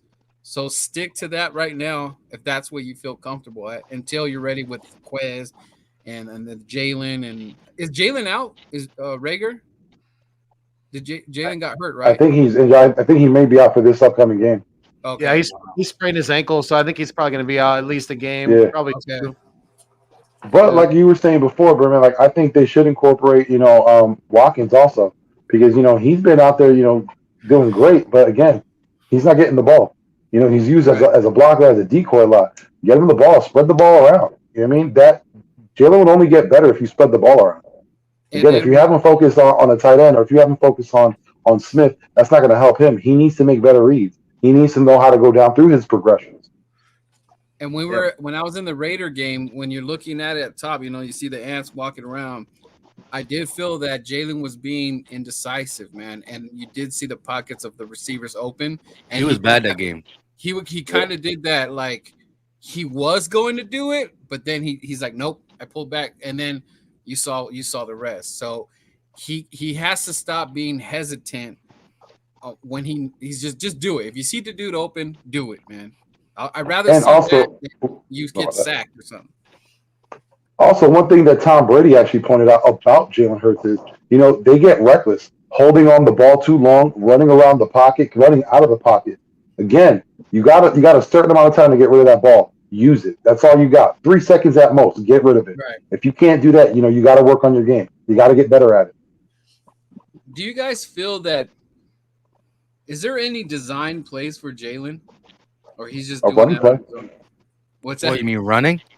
Yeah, I feel like we don't have a design play for him. Like I feel that he's doing that, running out all on his own. Some of that, most of it's all script running, but we have started implementing some design runs where Hurts takes it himself, and I think that's where you get, you can really utilize him in the red zone inside the 10. There's no reason why the Philadelphia Eagles get a first down inside the 10 and we don't score. Between putting 2 running backs on the field and Jalen Hurts, and it's an absolute nightmare to guard any dual threat quarterback, right? I mean, Kyler Murray's a little different. He's quick, but he's not. You don't want him running through tackles like that, right? Jalen Hurts a different breed when it comes to that. So you just line him up. Now you got the option route, right? Jalen goes to take it in. If he got it, cool. If he don't, option to the running back. You can use the running back to block for him. You can hand it off. I mean, there's just too many things you can do inside the 10 with that type of quarterback, the Lamar Jackson, the Jalen Hurts, Dak Prescott early in his career. You should not score inside of 10. Yeah, especially with Jalen Hurts. There's no, and then like there was a couple games where he could just win up the middle. Man, this man bent he deadlifts 600, all that weight he be lifting up. Like you got to use this man. He could do that. He can handle that load, man. Just give it to him. But like you mentioned before with Kyler Murray, like Kyler can't run it through the middle. He is a good runner, but he isn't made physically, to run the ball like Jalen. You can scheme plans for him. But the one thing about Kyler Murray, I think Jalen should look at is how he commands that offense when you're in the red zone. Because, Kyler's one of the best at it. You know, they'll run 4 wide in the red zone, and they'll still get it done. Jalen has to look at that because, again, it's all about your reads and your progression. That's something that he needs to focus on. Yeah. Well. See, and that's got why Hopkins, I though. say you can't. That's why I say you can't give up on this kid, because the things he has to get better at, he can learn. The things he's already good at, that's God gifted. You can't learn that. Like you said, deadlifting 600. What quarterback can do that? And I don't know. Probably Cam back he in the does this day. a lot, though. He Cam was does a deadlift a monster of a lot. man too. But I mean, that's the point, though. Not many can do it. And to be able to have somebody with that ability and to be able to have his legs, like, you kind of have to see what he's got, you know, because the things he's bad at, you can teach that. It's not like anything he's not good at, it can't get better. Do y'all think we could beat the Chargers, or is that me being crazy? Because I'm on it. We could win. Not crazy at all. Not crazy at all, especially in the If position we that play team's like in. we did last week. Well, not only They're that, on a downward spiral. So, you know, we the might catch them at a good time. Patriots, I think, showed a good game plan of how to take it to them. You know, and they did that in their house. So the Chargers haven't shown very well. They don't travel to the East Coast super well this year. So, you know, And they it's funny because we say don't get cute, but here Nick Sirianni is throwing flowers at us. And I think the Eagle fans should carry flowers, because if he pulls this off, because it'll be our first home win in a long time, I think they should be throwing flowers out there to Nick Sirianni and just say, Nah. hey, you're appeasing the fans, man. Throw them roses out there, whatever it is. Get that He's got- dub. I think it might go to his head, though. We might not want to do that. right. He's gonna Yeah. think he's a matador. He has one in his mouth just looking around. Pretty soon, you're gonna Right? start seeing some Powerpuff costumes. Watch, I guarantee it. Yo, real talk, though, I'm rocking with my flowers everywhere. You know what I mean? I'm rocking with that 5-second clip. You know, and the crazy thing is, like, I did it when I was mad, right? So I knew I had a Detroit Lions content creator coming on, so I couldn't do my flower video right after I heard that. I heard a press conference when I was at work, got off of work, had to do the Lions video, right? So I did that. So the next day, I'm like, okay, I'm gonna address this flower thing because I'm getting hit up in my inbox and stuff like that, and people comment on other videos. Do you hear what he said? I'm like, all right, I'm about to address it, right? So I'm just like, we're trying to think of a flower song, right? And I remember the movie Dumb and Dumber, right? When Lloyd is fantasizing about Mary Swanson, Yeah. and he like he's doing everything perfect. I'm like, what is that song called? And I just remember I love the Flower Girl and all that. And you know, it's also, I don't know that song besides Dumb and Dumber, but that's what I got, right? And it's like, you know, with the copyright stuff and all that, to demonetize me, I can only play 5 seconds. You can use whatever you want of anything, as long as you go 5 seconds and under. So I try to find the best part of the song to get, you know, a little something. And I used it and I was pissed. I just act like it was interrupting me, right? I kept playing it as I was talking. It was interrupting me, right? Like, what the fuck is going on? Why is this happening, right? And then I was like, all right, cool. So I had brought it into the play-by-play that I do. And I said, let us start losing to the Lions, and we coming out with making fun of it. And it just turned into a hold up, flower power. And then, you know what I mean? Now it's just my jam. Hey, if you know how to mess around with the song and isolate where it says "girl" and stop it, and you throw like a trap beat in the background, you could use the whole song. You switched it up so it's a different song. Yeah. Yeah. Avoid a little copyright there. We beat the Chargers, and I'm feeling good. But like I said, you know, the Chargers are 31st in yards, a total yards allowed via the rush with 1,116. The worst team is the Texans. Top 5, like 6 worst team is the Lions. So they're still Lions are better than them, and we ran all over them for 236 yards, including Jalen Hurts' yardage, right? 1,116, 31st in the NFL, 32nd in yards per carry at 5.1, and they rank dead last in explosive run plays, 8 run plays for 20 plus yards on their defense. So I'm expecting some big ones, some breakaway ones, and run, Forrest, run. And it Yeah, I doesn't mean- matter. People could say the Chargers stink right now or whatever. I don't give a damn. Oh no, they're right a good now. team. I want our respect. You're right. I don't care. I don't give a damn because we are, and especially at home, that the Eagle fans have not seen a home win, dude. They need this win, man. And I don't, like I said, I don't care how bad you say the Chargers are right now. We need this win. We need this win, and then we'll talk about all the other stuff that comes with it.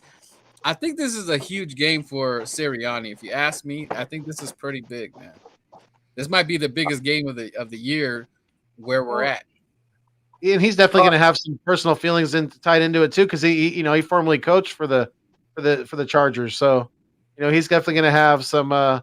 He's going to want to get him. He's definitely going to have some extra incentive. That's for sure. Where your head's at. I like where your head's at. Yeah. And I'm pretty sure Nick Sirianni's tired of hearing about, Brandon Staley. Because again, I've been at Nick Sirianni the whole time about how you need to run the ball. I sent him that video on Brandon Staley talking about the importance of running the ball. So I'm pretty sure Nick is tired of hearing the damn the name of Staley. And he just wants to beat that team. Just to say that, after all that talk, he still came out with the win. Yeah, they're 4-3. They're 4-3. They started out 4-1. And then they lost to the Ravens and lost to the Patriots, right? So it does stink that they lost to the Cowboys first. That was their first, but then they strung some wins together, and then they just lost to the Ravens and the. They beat Kansas City. Yeah, they beat the Raiders too. So they beat some good teams, but we're 4-3, right? The Eagles beat them. We got the same record as them. You know what I mean? Yeah. We're back to 4-4. And I still don't want to talk wild card yet, right? If the Eagles could beat the Chargers, I still want to see where the chips fall. I just want to take every opponent serious, and every opponent's going to take us serious. And then you got the Broncos who are beat up. They're selling everybody, right? You got the beat up Broncos that's in Mile High, but they're beat up. And you got the Saints who shout out to them. James Winston. They got Trevor and Simeon throwing balls with them. So listen. It all starts with the Chargers. But the crazy thing is this: no matter how mad we've been with Nick Sirianni, the flowers and the pandering and the abrit, that's all folks, and just everything he's done, context in the game, like you're like, run the ball. Why are you doing this? Like, yo, we could come out of this season if things go accordingly to, following suit Sunday, where it's like we just had a 4-win season. You get rid of everything's new. We didn't like the coach at first. We say the quarterback's been struggling. Damn it, we won 8 games. We won 9 games. What the? You know what I mean? Bro, and let's not get it twisted here. I mean, you can come out talking like Joe fucking Biden. If you're winning games, I don't give a shit. Exactly. You know what I mean? Like, hey, I don't care. You can fumble through the whole fucking thing, and I don't need to understand a fucking word. As long as you're winning games, I don't care. Hey, Mike, winning cures everything. Winning is like grandma's chicken soup. I mean, it cures everything. hey, Mike needs to interview the dude that was in the Detroit game that was wearing the sunflower. You see him doing the Macarena? Oh, yeah, that dude was... Yeah, you need to get that guy to show flowers everywhere. Yeah. Yeah, man, it's going to be interesting with these next 3 games. You know what I mean? If Nick Sirianni can pull it off, I think he's going to have the whole city back in his pocket. All those haters are going to be, like Mike, when you put that post out, all those haters are going to be quiet as hell. They're going to act like they didn't have any doubt. You know what's bad, man? You know what's really bad is he means good. He really does. You can tell. Like, he really does care. And I believe genuinely he's a really nice dude. Like, you can tell. Just it's hard to hate him, but man, when he does fucked up shit, you just want to smack him in the face. Hey, Mike, let me ask you: was it fair to let him call the plays? Because I thought that was too much on his plate for a rookie head coach. I think they should have let someone call the plays, for the offensive coordinator. I didn't think he was going to do like a Doug Peterson on this. I think that was a bit much. That's his decision, though, isn't it, Mike? Yeah, that's what I was going to say. I mean, when you are the head coach, you decide. Now, he could have said, listen, I'm the head coach. I got a lot of responsibilities. I've never been a head coach. And low-key, not low-key. He's never been a play caller, right? He assisted, right? Think about it right now. The game plan. When he's game planning throughout the week, it's him, Shane Steichen, Brian Johnson, and Jalen Hurts input as well on what he feels more comfortable with in that, this, that, and the third. That is what the game. That is who's going over the game plan. So Nick is not by himself in a room just blah blah blah blah blah blah. No, he got the crew with him, right? But now that game plan that is submitted, that is finalized, what we like. This is the backup plans. This is this and the third. He's calling in whatever scenario he wants. Now he could have said, "Look, I have to go over when the wide receivers are struggling. I got to go over and check on them. When the defense struggling, I got to go peep into the defensive room, not just once in a while. I got so much stuff. I got to be a leader of men. You know what? Let Shane Steichen, who is a guy who's been in the league. I'm going to make the game plan, right? And so again, Shane, Brian, him, Kevin Patullo as well. He's the passing let's say game. Patullo, yeah. Yep. The run game coordinator, right?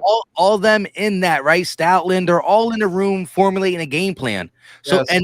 and Nick can always have, you know, autonomy, right? Veto. But you know what? He can say, I'm gonna let you call the plays. I'm gonna watch over the team, and if things are going good, keep it going. You know, you can always go to Shane Blake. Shane, I think we should do this, right? Because you can influence him, but you could be more, you know, using the stuff on your visor and not just leaving it there for decorations. With that being said, he chose to do it. It's a lot on his plate, but you know, you're gonna swim or not. But I did want to ask you guys this: how do you feel about? Dang, I wanted to ask you guys something, and then I forgot, and I can't remember now. Damn it! What do you Let me ask you a question while you're doing that, because you mentioned Brian Johnson. Do you think he's one of the reasons why Jalen hasn't progressed where he should? Because he's the only guy that's been Jalen's constant since he was a kid. And I don't think you can grow if you have the same quarterbacks coach you've had since you were young. I think you need to change. I think you need to make a change at quarterback coach. Nope. I prefer that too. It has to do with the unbalanced play calling. You've been putting way too much on Jalen. That's hindered his progression, because when you continue to put him out there and you fail over and over again, your offense isn't going anywhere. That's gonna start to affect him, you know, mentally as well. So you're slowing down that progression. You're slowing everything down, and just the fact that he is not trusting the offensive line. Yeah, they've been leaky at times as well, but he hasn't been going through his progressions for the mere fact that, you know, I think a lot of the times he feels like he has to abandon ship, you know, and get out the pocket. Well, But Brian's the guy working with him on those progressions. Hasn't worked so far. True, but the play calling is way too unbalanced. Jalen Hurts is the type of quarterback he needs to have a very good running game. He needs that play to have that play action working, and we haven't had that. So that's why he's been struggling, in my opinion. another scenario too that I look at, you know, yes, I get it. Steichen has had some experience calling plays in, you know, LA, but all in all, they're very young and they haven't had a lot of experience altogether. They haven't, you know, so they're learning on the fly as well. The one mishap I think that this coaching staff is missing is like a vet, like a Wade Phillips or, you know, a Blake Bortles, or someone that they can kind of lean on, you know, whenever it really gets tough, someone that has seen it and has the answers instantly rather than someone that has to sit there and think about it, you know. And that's one of the mishaps I believe that they did when they put this coaching staff together. But that's why I said this is going to take patience, you know, because they're learning on the fly just like everyone else is. And unfortunately, they didn't grab a veteran person in there that has had experience. So, you know, it just takes a little more time. But I hope we see that progression going on this weekend coming up like we did this past weekend, because that'll show us that they are learning. But that's why I said I need to see another week. Yo, I heard a stat though on the radio, and I don't know if it's true. It sounds like it can't be true, but I'm gonna do my research and figure it out. And the stat was when the Eagles give Boston Scott 10 plus touches, we're 7-1. Wow. It's probably true. It's probably one of those weird stats that are true. Yeah. And, I and four, mean, and Mike, 4 of them are from the Giants games. yeah, I was gonna say that before. And that's what I said with LB. I'm like, you know what? It Boston being a giant killer, we already know that, but maybe it's just blue, right? Because he beat up on the Lions too, and they got some blue in it. It's like the bull that when they see the red, they just go ham. When Boston Scott sees blue, he coming for you. So hopefully the Chargers come in their little cute little baby blue lightning Jones, so we can, handle business. Right. There it is. Maybe we should just make him get him some contacts. He just sees everything blue. Send that email, Mike, to Sirianni, or text him real quick about that. About Boston, all right? Yeah. I know you. I know you and Nick are Mike tight, man. I know you and Nick are boys, man. I say Philly Mike for GM, man. I'm down with his plan. Definitely. I like it. Absolutely. Yeah, we just need to be good, bro. I'm tired of losing. It's rough. Yeah, that Gannon needs to progress with that defense, especially that line. Cox needs to perform better. Again, he's been he's not even the anchor. He's been the weight that's been holding us back on that defensive line. He needs to improve a lot. We've had issues with our defensive ends. We had the injury to Graham. You got Sweat. He's performing well. Barnett. Let's see how he goes. You just saw though against the Raiders that Gannon has this man dropping back and guard. And they got 380-pound Fletcher dropping back and watching Kenyon Drake. Come on now. Hey, did you see Michael Strahan talk to Peyton Manning about that? About when linemen go back into coverage? He says that's the scariest thing they have to do because honestly, they don't know what the hell they're doing. Yeah, I bet. And look, Fletch definitely got to be better, but I mean. I refuse to think he's just done. I just refuse. Listen, I've been telling you for the past 2 years he's done. You've seen it. You've seen the all-22 where he just gets up so slowly. You got 2 guys who are just like taking off the play. They just kind of put the arms on him. Don't even touch him.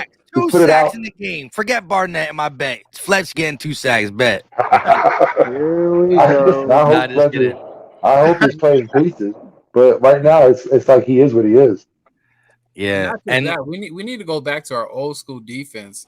Like when you rattle the cage, when you rattle that quarterback, you see they get all stunned. I mean, Golf looked lost for a minute. He looked like he forgot what team he was on. He's like, wait, is this the Rams? Wait, no, I'm in Detroit. What the hell? It's blue in here.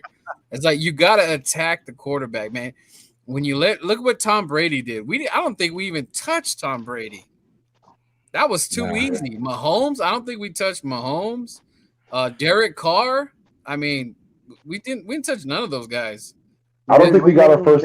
We didn't get really any good pressure until the Carolina game. That was like the first game when we had some decent pressure. Yeah.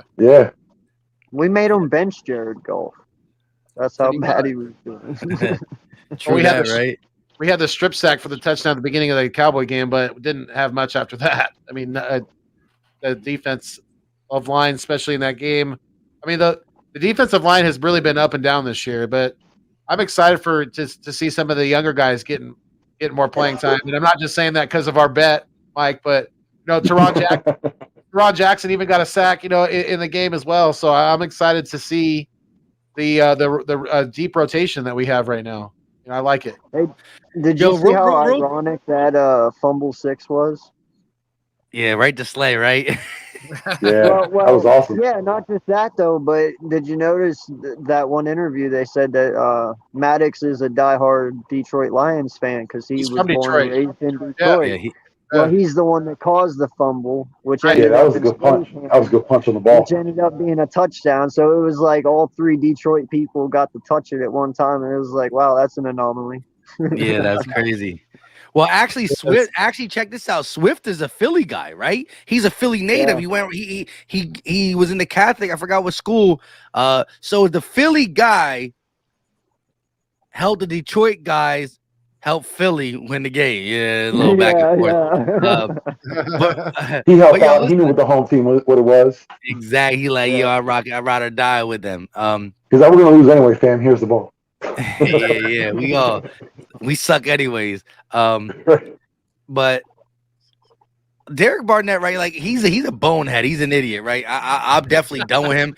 But with a 17th game and the fact that I thought, our defensive line was third in the NFL last year, right? I thought it would be better with all the fake promises Gannon gave us, right? But low key, we've been cheating ourselves out of potential sacks against the Raiders, against the Chiefs, the Bucks, because of how off our corners, our safeties, and all the responsibilities we ask our linebackers to do. We're cheating it. Every time that you move Fletcher Cox outside instead of inside, you're making it harder for everybody, including Fletch, right? When you have Fletch chasing any running backs, which that was the first time it was pointed out to me in the all-22, but who knows how many other times it happened periodically, not always, right? All that plays. I think, and the crazy thing is, I looked at Derek Barnett. He has a decent amount of hurries. So Derek Barnett is getting close, but these quarterbacks are able to say, "Oh, Derek Barnett's close. Oh, I got a running back open in the flats. Here you go. Right. Here you go. Here you go." But so 6 sacks I thought was definitely capable. I think Josh Sweat's gonna get them instead now. I don't think I'm gonna win a 6 sack bet, but it's all good because I know my guy Derek Barnett. For the time being, he's still my guy. I got paper on the line. He gonna beat Milton Williams, so you can send that money to Vic. Then you know what I mean. I'll just be there. I already got that 100 accounted for. That's for my brand new Jordan 3s, Red Thunders. You know what I mean? I already got it accounted for. Yo, but Vic gonna be mad one day if Derek Barnett come out with a 3-game sack. He gonna be like, "What?" Yeah. I'm like, well, why you got him even start? What's the problem? You got a better chance of hitting the lottery, Mike. You got a better chance. That might be the Giants game though. Yeah. You never know, right? Or Cooper Rush later in the year, you know what I mean? Hey, he's played pretty good. I can't hate. I know the dude. Yo, but look, Dak is legit. Don't get me wrong, right? But that just goes to show how potent that offense is. That Cooper Rush can go up in that offense with a stack line, some running backs, and throw for 300 plus. What? Hey, he ain't no Ben DiNucci. He's not Ben DiNucci. Cooper Rush, you know what I'm saying? He's a lot better.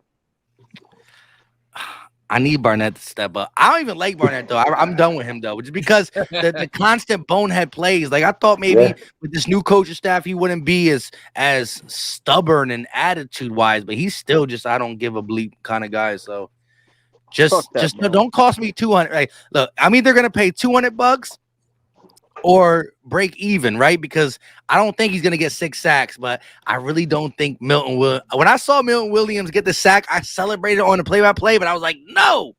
If he gets more time, he progresses. But that's a good thing for us, especially with Jackson as well. Because I mentioned, this upcoming season, there's going to be 7 possessions on the defensive side of the ball that are going to be up for grabs.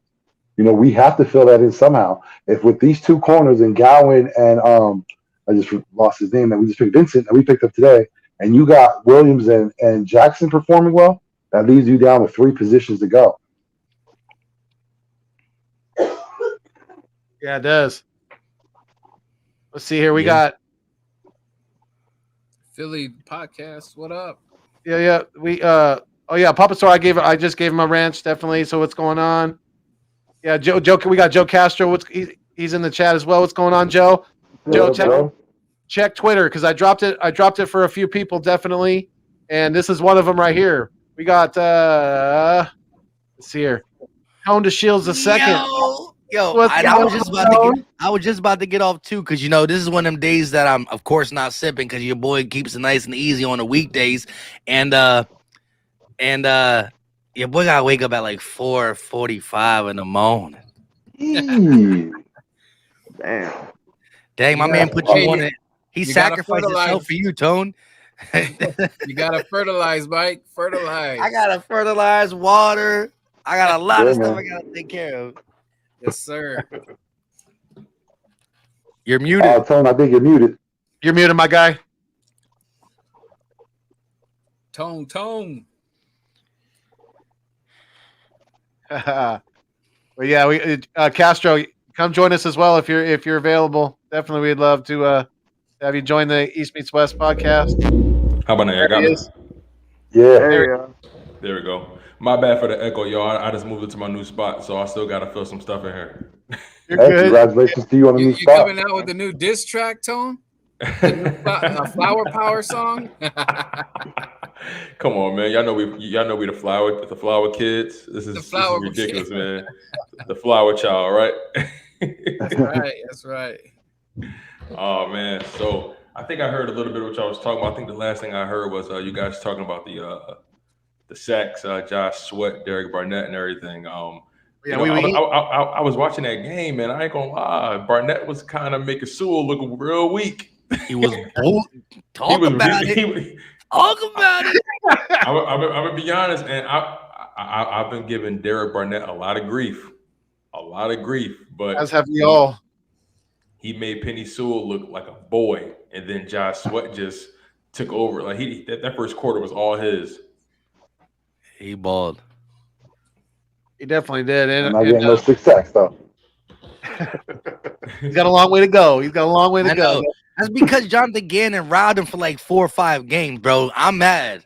He robbed the whole D line, bro. We should be in top 5. I don't care what anybody says. Let me ask y'all a question because I was rewatching that game and I was paying real close attention to the linebacker combinations, and I gotta be honest, I'm liking that combination of T.J. Edwards, Davion Taylor, and Bradley? the switch between Jannard Avery and Singleton. back and Singleton. forth. Yo, Tone, Yeah, real back quick. and forth. Hey, yo, Tone.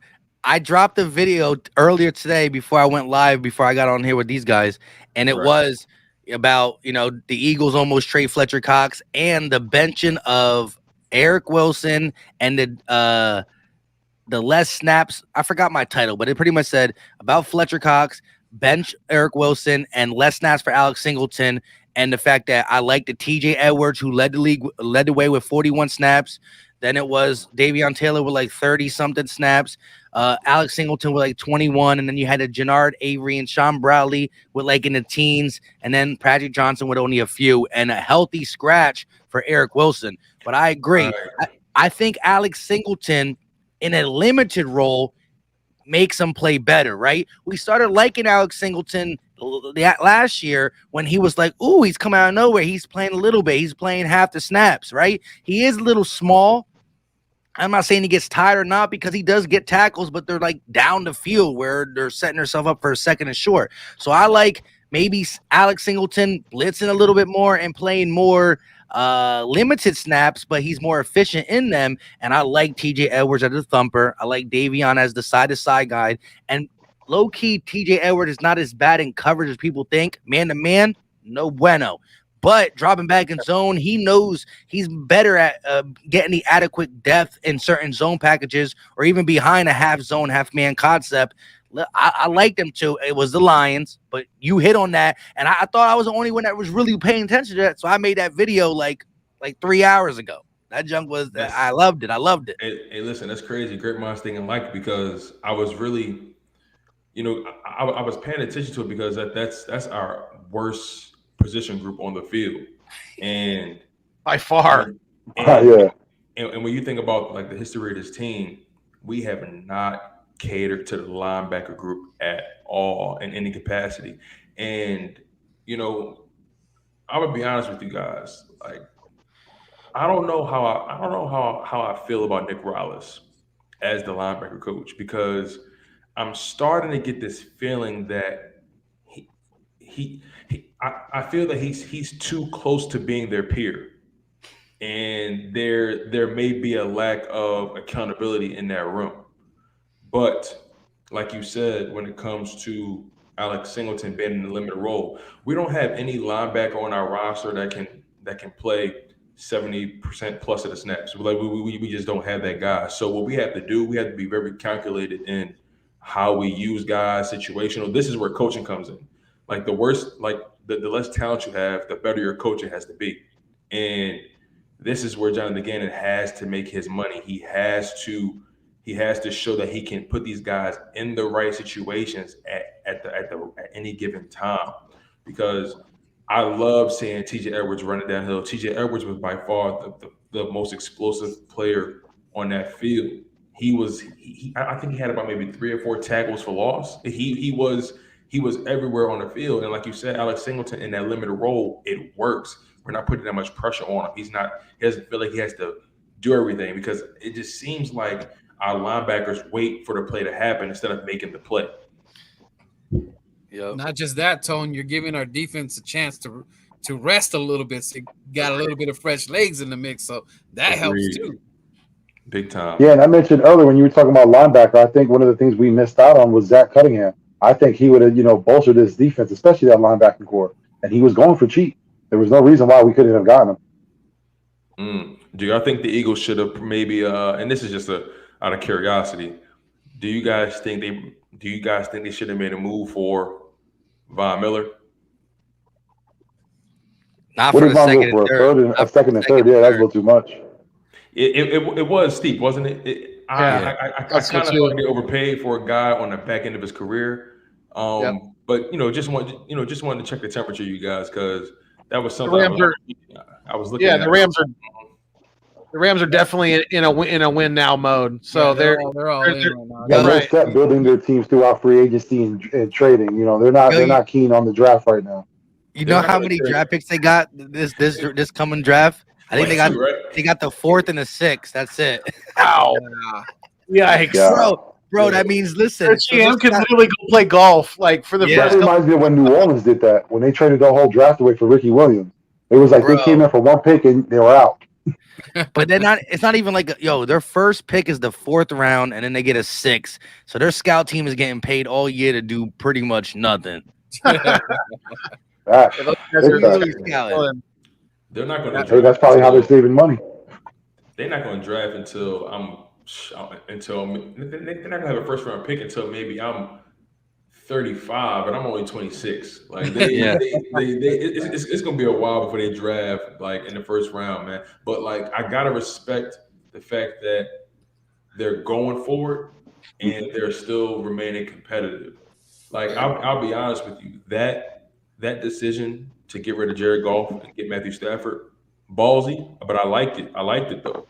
I liked it because I think I think Matthew Stafford is the perfect quarterback for what Sean McVay is trying to do.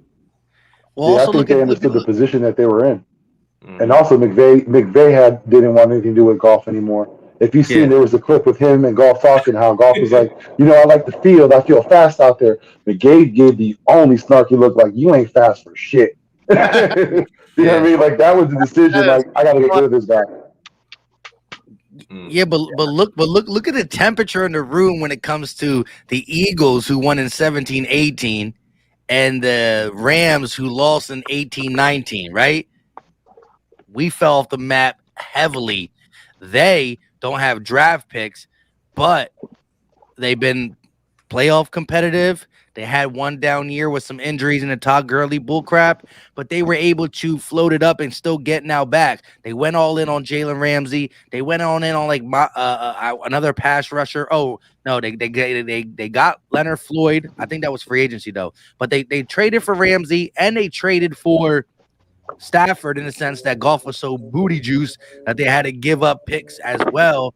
And then they go ahead and get a 2nd and 3rd for Von Miller. So that is what Howie was supposed to do, try to do. We gave the contracts to the wrong guys, and we fell off the mountain high. But their turnaround was quick. They were in the Super Bowl a year after us. After us, and they got beat. So we still got the dub. They didn't, because we were supposed to be in that Super Bowl. We were supposed to be in that Super Bowl. But they did struggle because they had some issues with the cap, like you mentioned before with Todd Gurley. They had to figure out how to get rid of him. They had to make some moves. So they had some lows. Yeah, but they had some lows to get back to where they are now. Now, again, if this doesn't work for them, they're going to be back in the same position they were in. Right. But it's to your point, Vic. It's like one of those things. How bad do you really want to go for it? Yep. How wide do you believe your window is? And when you have a quarterback like Matthew Stafford with talent around him, your window's as big as you need as it's going to be. It's 3 years. They got 3 years where they can definitely compete because of the contracts they got under their belt, right? So they're not going to draft nobody, but I'm telling you, the way these TV deals are going, the cap is about to skyrocket up. We already got 50 mil, right? the cap's gonna skyrocket up. That's what they're alluding to. And if I'm the Rams, I'm all in too, right? After going to the Super Bowl and putting up 3 points, I need to redeem myself. Yeah. But the one person you haven't mentioned is Matthew Stafford, because when he sees, the Rams going after Von Miller and the Rams showing that they're going all for it, especially how he's been starved for years in Detroit, that's only going to motivate him and make him go all out. That's the thing, man. That's the thing, being Matthew Stafford. It's like you've been in Detroit all those years, and this is his first time in his career that he's ever getting a taste of some competitive football. And they were good one year. They went like 11-6, 11-5 one year in Detroit. Just that was won. When Jim Caldwell was there. That was the year he got fired. Prematurely, in my opinion. Yeah, that was the year he got fired. They had a great season. They still got rid of him for Matthew Patricia. That was stupid, yeah. Because again, Belichick guys carry a lot of weight with the name, but none of them have been able to perform. But let me ask you this: Again, I believe in the talent of Matthew Stafford, but he hasn't been in this situation. And even in that 1 year that they were good and they went 11-6. I think they weren't favored the first game in the playoffs, right? There's a lot of pressure. He hasn't been in this situation. Could we get some? Nah, I don't think he'll do that. I'm gonna be honest, I think if he gets to the playoffs, he'll go all out. He'll be excited. I think he might have to contain his excitement. They got to beat the Cardinals before they start talking about all that playoff junk, because the Cardinals got their number. Yeah, but Cardinals got beat too. They're beatable. They lost J.J. Watt. It's a division rival, though. That's a big loss. Yeah, and also it's going to be good though. It's going to be good watching it. You can't forget Kyler Murray's ankle right now is a little shaky. So he better not be. That's my fantasy quarterback. That's my quarterback. And you got to think too. Even though the Cardinals are doing good, their running game is lacking. Connor isn't doing anything. Edmonds isn't really doing much. Their running game is lacking. Yeah. Let me ask you guys a question. Speaking of running game, perfect segue, Vic. The Eagles ran the ball 40, and I don't know if you guys brought this up already, but I just want to pick your brains about this because I've really been thinking about this since Sunday. The Eagles ran the ball 46 times. 46 times. That's more than they run it in like maybe a 3 or 4 game span. Now, I was happy that we ran the ball when we needed to run it. Don't get it twisted. But Jalen Hurts only threw that ball 14 times, went 9 for 14. Threw the ball when he was supposed to. Of course, there were some drops here and there. But what do you guys think that says about Jalen Hurts that the team ran that ball 46 times, knowing they had this team on the ropes? And there were plenty of situations where they probably could have threw that ball, but they just decided to stick with the running game in every facet in every way. For me, I think that this team, I think Nick Sirianni is starting to see he's starting to see the writing on the wall that the strength of this team is not on the perimeter; it's in the trenches. And I think we need to get the ball out of Jalen's hands and really feed our running backs. And I say all that to say, I'm not sure they trust Jalen Hurts with that ball 20, 25 plus times. I think they're starting, or this is the precursor to losing a little bit of trust in his arm. What do you guys think about that? Well, we touched on it a little bit earlier. I mentioned that because of the situation they're in with the loss of Miles Sanders, Nick Sirianni was forced to change the offense and, had to focus more on the running game. But like, as you mentioned earlier, I think they realized Jalen Hurts is better used as a game manager. There's nothing wrong with that. Again, you're taking pressure off of him. He's making better decisions by doing that. He didn't really do well with Detroit, but again, that's something that he has to get into. But I think that suits Jalen Hurts right now to be a game manager. But I would just say this, right? It is funny, right? Jalen Hurts had. Yeah, Jalen averaged 10 yards a run on 7 carries. So.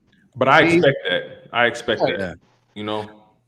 But looking at so week 8, right? We get a win against the Lions and we ran the ball 40 plus times, right? But before that, the most used player in the NFL usage-wise was Jalen Hurts.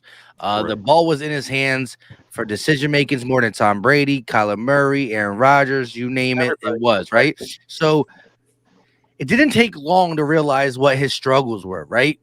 So why not implement this earlier in the season if they were all hurts, right? Did it really take 100%. 7 games for them to see it? haven't The seen fans that. haven't. I mean, people have been out on Earth since like week 3. I'm still giving them a chance, but I definitely see the deficiencies. I will say this though. The smart thing coming into it would be like you see the deficiencies, plus he's a young quarterback. Why not help him? Mac Jones, an accurate quarterback. I seen him go against the Cowboys, and in the first half, he threw the ball 7. He has 7 completions. They were toe to toe with the Cowboys with 7 completions because Bill Belichick said, "My accurate first round pick quarterback still needs. I'm gonna help him. I'm gonna give him stuff." Let me And this is ask you Mac Jones, something. who's accurate, right? Hey, let me ask you something, Mike. Let me ask you something real quick. What does that say about Nick Sirianni that it took you 8 weeks to realize your quarterback was struggling? Or Like was he fighting against luring them? That's where I can. That's the only thing where I mm, can defend them. Which Nah, again, I I don't think can't. the coaching and the GM have anything to do with it. I think that they trusted in Jalen Hurts and they saw his potential, and that carried him through. Then you come to a point is, well, we need to take some of roster responsibilities away from him. Will that, hurt his psyche? Will Yeah, that but damage him in some way? And I think Vince, that's what it is. Now we're at a point what where we're comfortable with each other. It's like, listen, this is what we're going to do. We need to run the ball more. We need you to manage the game. That's where we're at right now. I I think it was. takes time for them to get to where they're at. I'll say this. Look, even though I was high on Jalen Hurts, all in the offseason, go back and look at my videos. I said I believe in the potential in development. I like what he can do. But in the offseason, I clearly said the panic button, the inability to throw people open, and all that stuff, right? So, I mean, if you're Jeff Lurie, a mastermind of football and all that, and Howie Roseman, you should have never looked at Hurts like, man, we got ourselves a Justin Herbert. Let's put him in the best situation to just aerate it out. You should never look like that if you are analyzing football to the top knowledge of them. I will just say this, though. Regardless of how Nick Sirianni got here, he got here. The only way I'm going to forgive him if he continues, if he comes out against the Chargers, who have the worst run defense in the league, and throws the ball 48 times, 47 times. Now, again, if the Chargers come out and get a 14-point lead, that's going to be his excuse. But you still got to stick with it. If you're in the first half, there's no such thing as too far out in the first half. Get to the fourth quarter and be down 2 possessions and then start to hit the panic button. But young coaches can't stay committed. They see a 14-point lead, they start freaking out. I need to throw it. You can get back into the game easily in a 14-point game, running the ball any quarter but the fourth. But I'm going to say this. When it comes to the 14 passes, I'm not worried about it because if the Lions were a competitive team and if we were running down their throats, but they were pushing back with some scoring and some this, Jalen Hurts would have never got pulled out the game. That would have been a couple more throws there. And if the game's competitive, you probably throw some more because if it's competitive, you're running on them, but they're also finding ways to stop it at times. So I think even if Nick Sirianni's like, oh my God, I finally seen the light. And you want a game plan via the run being the strength, you're going to always see Jalen between that 20 to 29 pass attempts. He'll never be in the teams again unless we're dog walking somebody. And I doesn't would it love make that to you happen. doesn't it make you question his credibility to a degree because you he watches the film, he watches the games just like us. He has a front row seat, the best seat in the house. And you you through an 8 week span, you've struggled to establish an identity for your football team. I think as a young Roots. head coach, as a young having being a young head coach, having a young quarterback, having a roster that's pretty much coming off of one of their worst seasons in a long time. I think it's so important for you to establish an identity and stick to it because veterans and grown men in general respect consistency. And every week it seemed like he was trying to pull a rabbit out of a hat, and then the following week it was a dove. Then the next thing you know, he's pulling the damn Flowers. flowers and shit. Like it's like I feel like he was trying too hard to show that he's just this creative guy. He can just do whatever he wants. And then aside from that, I'm getting kind of fed up with him trying to placate the media. Listen, my man, we didn't bring you here to be the media darling. We brought you here to coach a football team. So I don't need you to go on these long exasperated rants trying to help the media understand what you were trying to do. Listen, be on your Bill Belichick and say, listen, this is what I was thinking. You know, leave it at that. You don't have to go on these long soliloquies and just express yourself in the most colorful ways. Look, this football. Relax, bro. Save it for the locker room. Just answer the question straightforward. You ain't. It's not a TED talk. Just speak. Just speak. You know, keep it to a 15, 20 to 30 words, and you know what I mean. It's like the But then, Dave Chappelle show when you had that little light with someone in the back saying, "Wrap it up." That's what he needs. He needs that dude saying, "Wrap it up." yeah, you But do. just to go by what you were saying before, why is it like it took so long? You got to think about it too. At the beginning of Nick Sirianni's tenure, he thought Carson Wentz was going to be a quarterback, so he had an offense tailored for Carson Wentz because we all know that's what he was studying. Then when it came out time, we were talking about Deshaun Watson. So he had Watson again. Hurts is here the whole time. He had different quarterbacks in mind. That could be another reason too. Do you really think He still had OTAs. No, I know that, but I'm saying again, it's kind of like how it. everyone's thinking. We have someone here, but we're not really thinking about him. He's the guy that's covering the spot now. But my mind is on someone else, hoping I can get him. So I'm devising a plan for that guy. But That what does falls that- through. but I what still does got that this say backup about- here. But Vic, real quick, what does that say about you? You're planning for you're game planning for a guy that you don't even have, like that. Like that's what does that say to your team? You know what I'm saying? We're a factory. You know what I'm saying? Like it's Of flowers. It's a situation that he came in that it's a GM that runs this organization the way it should have been run. And he just caught on that hamster wheel. He's following along now. Well, listen, didn't- let's be honest though. Look, the whole Deshaun Watson narratives that were going around that were 80% false wasn't really threatening Nick Sirianni's desk as much as it was threatening our Twitter, right? Let's be honest. Well, no offer was given to him. Huh? An offer was made to Deshaun, and Deshaun turned it down. Correct. But there were but still we knew that. We knew many that of them early. after, right? Many We of knew them that after. We knew that in August. That's when it happened in August. Right. So my thing is, if we from the rip, we knew Deshaun Watson was not coming to Philadelphia because this team is not built to win right now. He'll be going. We'll be the Texans. Like it'll be the Texans 2.0. Like it just wouldn't have been a good situation for him entirely. Granted, the Philly is one of those cities that's they love giving guys second chances. Shout out to Michael Vick, but it's just I can't really get behind that thought that he was trying to plan for Deshaun Watson or he thought he was going to have Carson Wentz because I think he saw the writing on the wall too. I think it was already spoke about in his hiring interview or whatever. I think that was all talked about. I think everybody knew Carson Wentz was out the door. And let me just say this, right? Regardless of anything and everything, when your quarterback is struggling, run the ball. Yeah. Run the ball. Like, We first were of saying all, last year. whatever you saw in OTAs and these joint practices that were so immaculate that we didn't need to win no preseason games or Never show again. anything in preseason games, or maybe you just didn't establish anything for the preseason games except for the roots. But let me stop.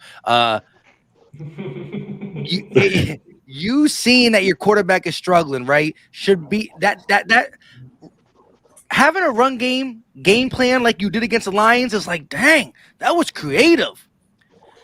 Seeing a quarterback that is good and still implementing the run game is thinking outside the box.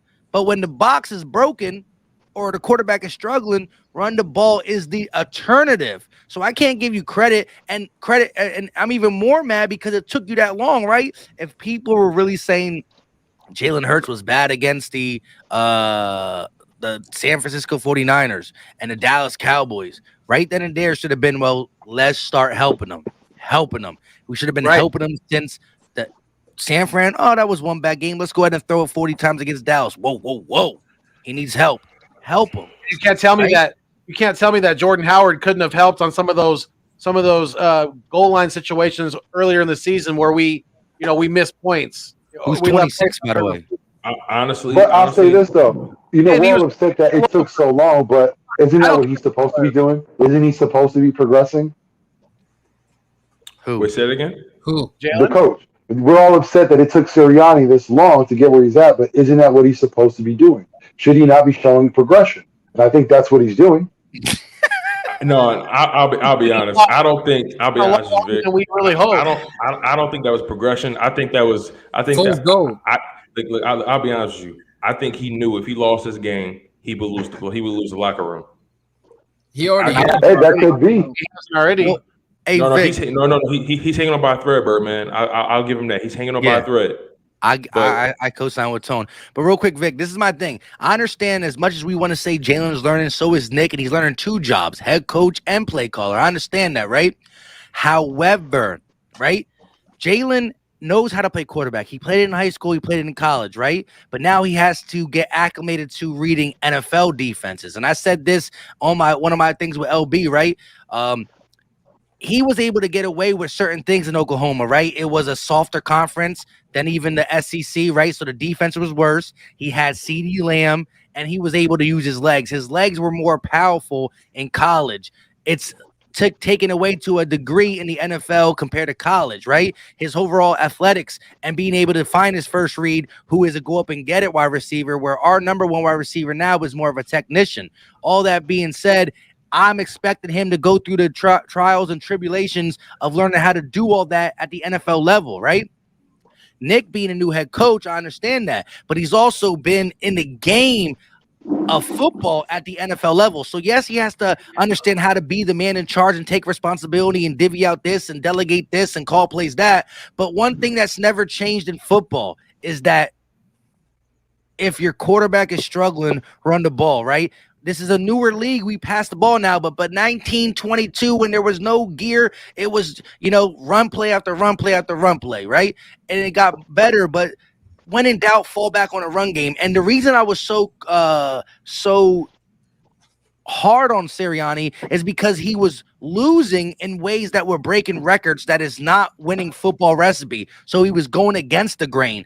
And that is why I'm like, I understand. Listen, calling a game with a bunch of bubble screens in one game. All right, that is a play calling. Oops, I got to learn from that. Not adjusting to throwing like inside in the middle of the field compared to outside is like, I got to attack the defense differently. But refusing to run the ball, that's just something that I just can't. I can't. Hey, we had it with Doug. Doug. He refused to run the ball. Yeah, but this is to a new level, right? Doug will give Miles 15, 16 carries, right? I was mad upset. Because listen, just let's look at this last year. Miles had 12 games. In 6 games, he had 15 or more, and 6 games he had 14 or less. Now his worst game, he had 6 carries, but that's probably one of Miles' best games on the Knicks. Yeah, but that's probably his best game. So it's to another level, right? We thought that wasn't winning football, and we got this guy coming in saying that's probably one of Miles' best games on the Knicks. Yeah, but that. No, yeah, I agree. Let me answer, Tone. Hey, Tone. So my opinion about what you said is that I feel that Nick Sirianni and Jalen Hurts are not a match together. I feel that one is feeling a certain type of way and the other one's getting some pressure from the higher ups to have this quarterback a certain type of way. I feel that they don't let Jalen do Jalen things, even though he kind of seems like he is when it comes to the RPO, because it seems like he's keeping the ball more to himself instead of letting the guy run the rock. So that falls on Jalen. But this all goes to coaching. How he put this coach in here, knowing that Jalen possibly could be the starter for this franchise. And right now, it looks like this is a disaster that these guys are just not meant together. But that worries me because if another quarterback comes in, does it have to be his type? It has to be his quarterback. Because what if we do get, this new guy or whatever, and like I'll just say Corral. Okay, I'm not saying we're gonna get him, but he kind of has that kind of system what Jalen does. But if Nick Sirianni can't work with a mobile quarterback like what we have right now, then what does that say about Nick Sirianni? He's just like a one style type deal. Like, and for me, that spells trouble. And I'll go back to what Vic said, and he feels that the GM and the owner are not meddling, but I feel that they are, because that's why Doug Peterson is not here. He didn't want to deal with the meddling. They were telling him something. And the same with Carson Wentz. So there was bad juju going on right there. And we can't continue to do this with Howie no more. He cannot be meddling with how they want to run their system. You bring in a coach, because this coach is supposed to be here for 10 years. We need a system. We can't be doing this factory stuff, flower factory stuff, where we're bringing this guy with more quarterbacks, more cornerbacks, more we got to stop this. When is the Philadelphia organization going to have stability? We don't have stability, and it's carrying over again because if Nick doesn't figure this out, if he continues to go down this path that he's going, where he's doing all these asinine things and telling the Eagle fans this is what it is, we are not buying that. So something has to be. Nick has to smell the flowers, man. You need to smell the flowers, what you're selling us, and figure this out, man. We're not going to wait till week 17 and they're like, oh, I think Nick's finally figured it out. Because the more Jalen looks bad out in the field, the more everybody's going to say, bring in Minshew, bring in this guy. We need to shut all that. That's never going to end as long as Jalen Hurts puts up pathetic numbers like that. But Nick Sirianni, you can make this team balanced. It's not that hard. But if he wants to do it his way or the highway, then just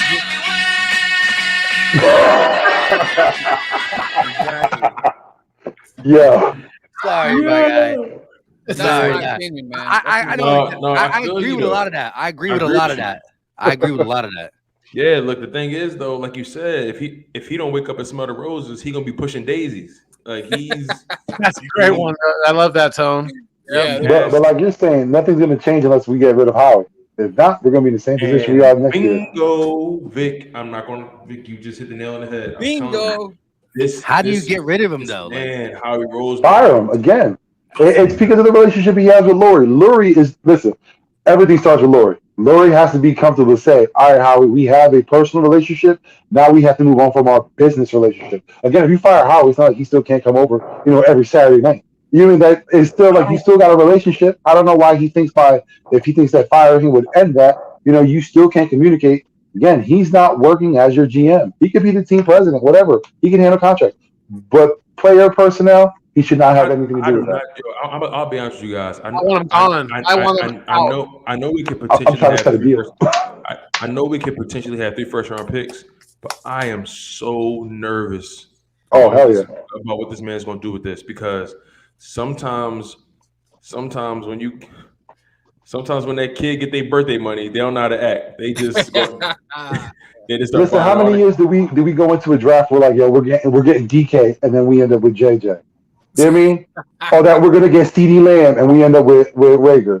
We've been disappointed year in and year out. I'll be honest. There's nothing more blatant than passing on Justin Jefferson. There's nothing more blatant than that. He was honestly a lock. Like we had him from the gate. Every story had him to us. We all talked about Mike Nate, countless videos on Jefferson.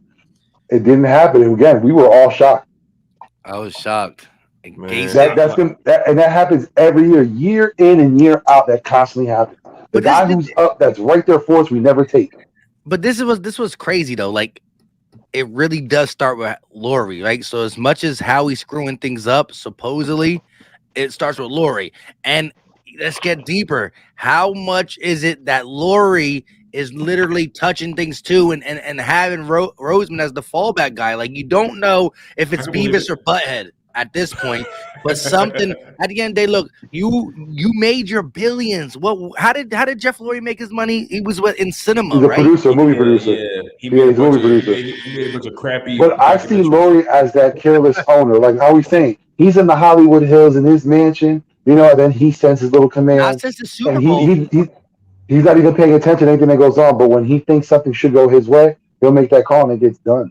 No, I'm not gonna lie. Since that Super Bowl, he's been locked. He's been more. There's been like definitely. He wants the attention from it. That's why he wants that attention. That Super Bowl was the worst thing that happened to us.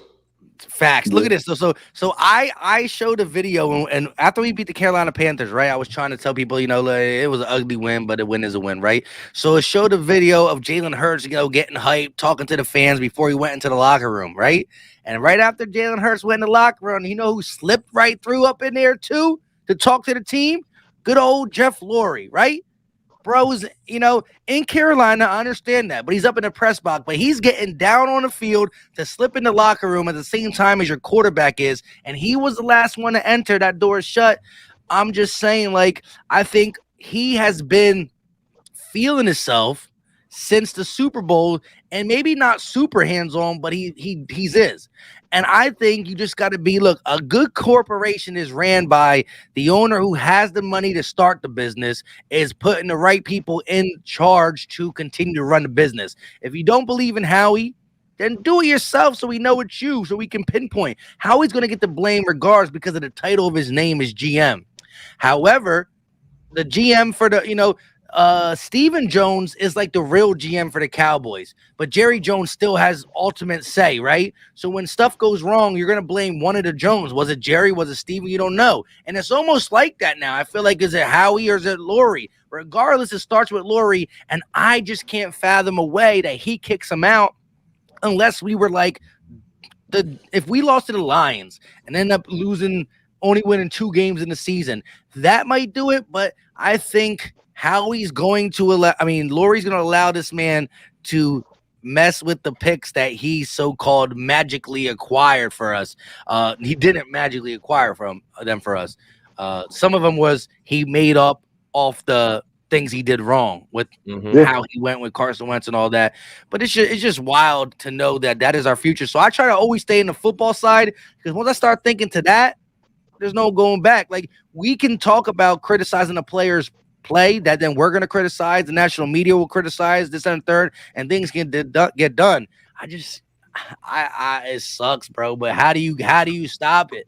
How do you stop I mentioned it before. The way you stop it is by making Lurie embarrassed, by having the media call Howie a clown like they did before. Because if you remember, the only time he really gets involved is when the media gets involved. When the Eagles are a huge story, that's when he gets in it. That's when he gets to the press conference and he says, "I'm not happy with the team and the direction of the team," and he gets all in the face of the camera. Because once it comes to his reputation, that's when he get involved. So if we keep on losing games and the fan base keeps on making noise and the national media is making fun of Sirianni and then he moves it on to Howie, that's when Jeffrey gets involved. But here's the crazy thing, right? Here's the crazy thing. We're going to beat the Chargers. We're headed in the right direction. Go ahead, Uncensored. My bad. Yeah, go ahead, Uncensored. You kind of hit the nail on the head there, and I said this a couple weeks back. I put a lot of this on Jeffrey, over Howie, because, when Howie goes to make that pick for JJ over DK, me as an owner, I'm stepping in being like, whoa, what the fuck are you doing? You're not putting that fucking ticket in. Hell no. I'd tear that shit up and I'd fucking pick DK. You know what I'm saying? Like, you as an owner, you got the final say, and he let that one go. And then the one for Rager over Jefferson. Like, where were you on that one? Hey, Uncensored, remember when you said no to that, but you didn't. So it's like he holds just as much blame as fucking Howie. Hey, remember this, you guys? Remember in the exit interviews, Jeffrey Lurie had a press conference. I think it was like a stream or whatever. He had a press conference, and one of the things he said that stood out to me was he said, our goal here is to have a top 10 passing offense or top 5 passing offense, and I honestly feel like he's forcing that issue. I remember the game. I remember the Packers game where we beat them in Lambeau. I think maybe a year or so ago. I can't remember. We beat them in Lambeau, and a report came out that he spoke to Doug about running the ball too much in that game. And I'm like, but we won. I'm not understanding. We won, and it was a very, very, very, a very good win. It wasn't like a BS win, or it wasn't fluky. It was a good win. Everybody stepped up and played their role. Yeah, we got a pick at the end, but anytime you beat Rodgers and Lambeau, that's a good win. That's what I'm saying. And you picked them off at the you say like you just said, we picked them off at the end, so it was like deciding. But I really think that's why we had Jalen Hurts throwing the ball this much, because they really are hell bent on implementing this pass heavy offense. But regardless, you have to look at what you have in that locker room. If you look at that offensive line, that offensive line is built to run. Yeah. That offensive line is built to punish people. Yep. But you know what's crazy, right? Jeffrey Lurie's a smart man. He made all this money in the cinema roar or whatever. Ready? Let's go back and think about it for a second, right? We had an MVP quarterback in 2017 and 18 for 13 games. We were number one in the NFC. He was slinging the ball around, but oh yeah, we were also third in the NFL in rushing. Aha. So yeah, we running the ball has always the only time the best That was easy. the year Glory had had us third in rushing. So yes, Carson Wentz was slinging the ball around, but he didn't have the most passing yards in the league. We were probably in the top 10 because we were just really good.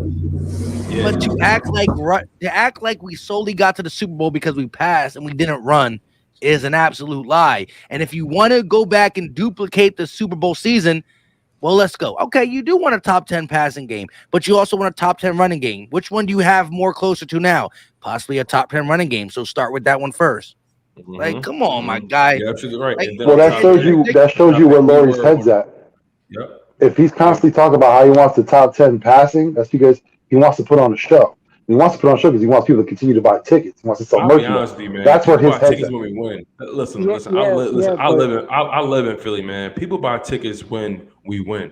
That's the bottom line. No one cares how we're doing it. We're a blue collar city. Like we don't care about it being pretty or sexy. The problem is he's ball watching all these other teams like the Kansas City Chiefs, and he's looking at all these teams that's slinging the rock. It's like, yo, you don't have listen. There's more than one way to win football games. Okay, you don't have to follow the trend. You can create the trend. And like Mike just said, when we won our Super Bowl that year, when Carson Wentz was at his best, we literally were a top 5 rushing offense, and we were a running back by committee. We had a power back.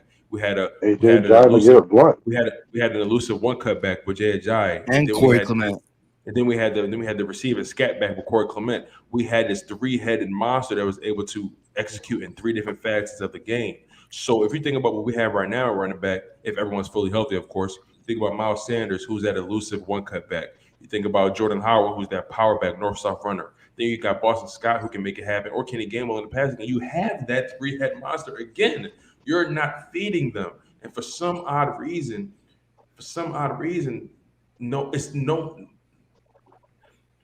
listen, iron sharpens iron. And at the end of the day, you have to grind it out sometimes. Everything's not going to be pretty. Everything's not going to be sexy. Everything's not going to be high flying. It's going to be games where the pace dictates, oh, I need to run the ball on this team. You can't throw yourself out of a game like we did on so many occasions. We should have beat San Fran. We should have beat Kansas City. You know what I'm saying? Yep. We were going tip for tap to Kansas City, but that was really defense not being able to stop anything.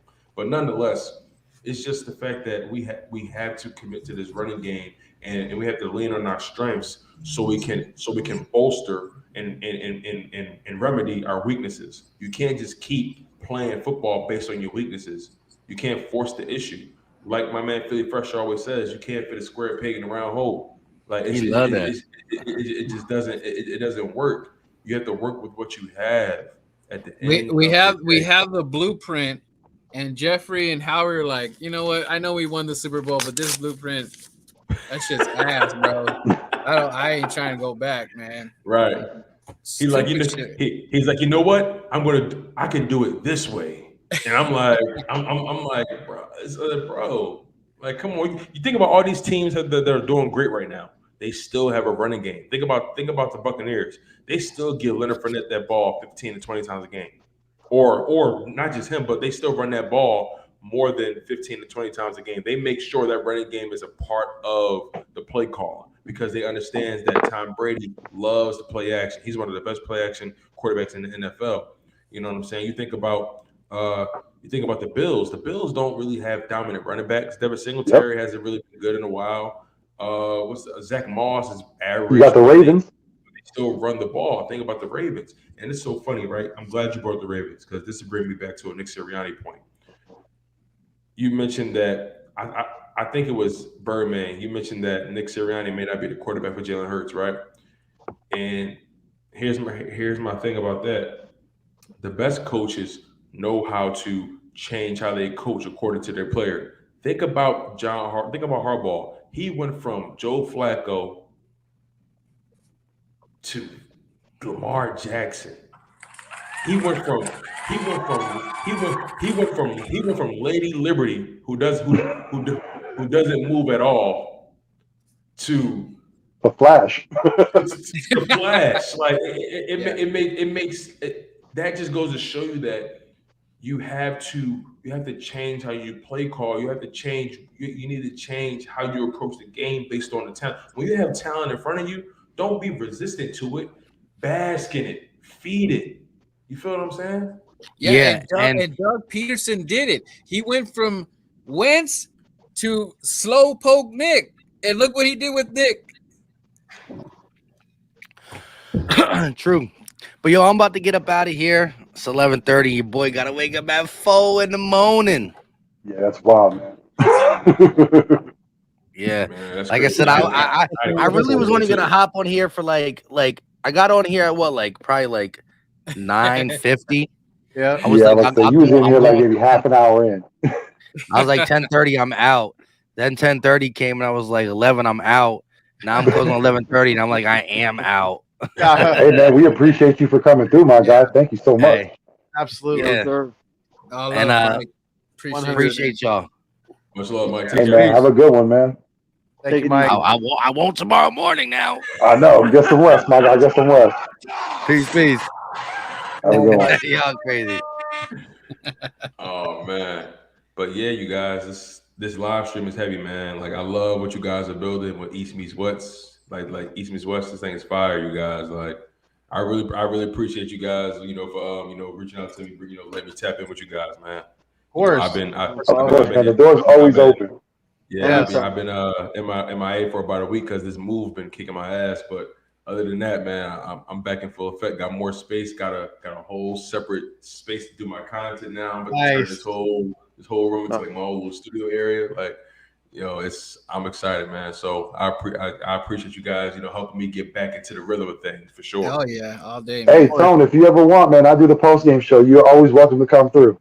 Oh yeah, best say less, man, for sure. For sure, Yes. man. Like the energy is always love with me, man. Like always. Like, this, we have let's be honest, man. This team, this is the perfect runway for them to turn it around and actually have a season that they can say, okay, things didn't start off good, but we started to get it together. We beat the teams we were supposed to beat. We got to learn how to win in certain situations. Okay. We ended up going 9-8 on the season. All right. We're above 500. Okay. Rookie head coach, young quarterback, veteran, a lot of young guys, a lot of young talent. Okay, not that bad. Came in second in the division. We can build around that. But you can't end your season, on like a 4 or 5 game losing streak. You just can't. It can't happen. It cannot happen. And Tone, it's not so much. I don't get so angry because we lost. It's how we losing. It's just the way you're doing it kills me. Like Right. when I was sitting there watching the Raider game, I'm sitting and looking at everybody, and I'm getting it from all the Raider fans because they chewing us alive, and all I hear is Raiders first down, Raiders first down. I turn around, Raiders first down. I was like, dude, I was tired of hearing about a Raiders first down. I was like, when are we getting the damn Oh ball? yeah, you were there. Yeah, I was there. Oh my god, Dude, I see that's some wild right. stuff from your shorts. And you know what I'm saying? And it just seemed like, and I'm telling you, Tone, you want to talk about fool's gold? When Jalen was under center and we were running the rock. Oh my god, you should have seen how the fans were. I felt like a little kid again. I was like, no, he did under center, and he just gave it to Miles. I was like, dude, this is it. I felt the page was turning. I felt that, okay, Nick, enough with the bullshit. This is the page turning, and then bam, Miles gets hurt. I think he panicked. To your point, Birdman, When I think you Miles panicked. got hurt, they couldn't get the. It was like a how do you They say lost that? momentum.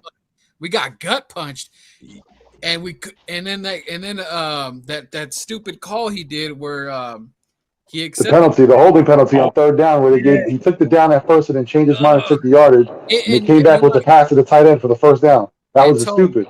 We were looking at the screen and it kept up. It did switch and it stayed up to the 4th and 3. So we're like, oh, cool. We calmed down a little bit. I'm like, oh no, they're gonna punt or maybe they're gonna kick and all that stuff. They were gonna punt it. We're watching, right? And all of a sudden we see Derek Carr go, we're like, what? Oh, that felt like, oh, they're going for it because it still said 4th and 3. So I'm like, damn, they're going for it.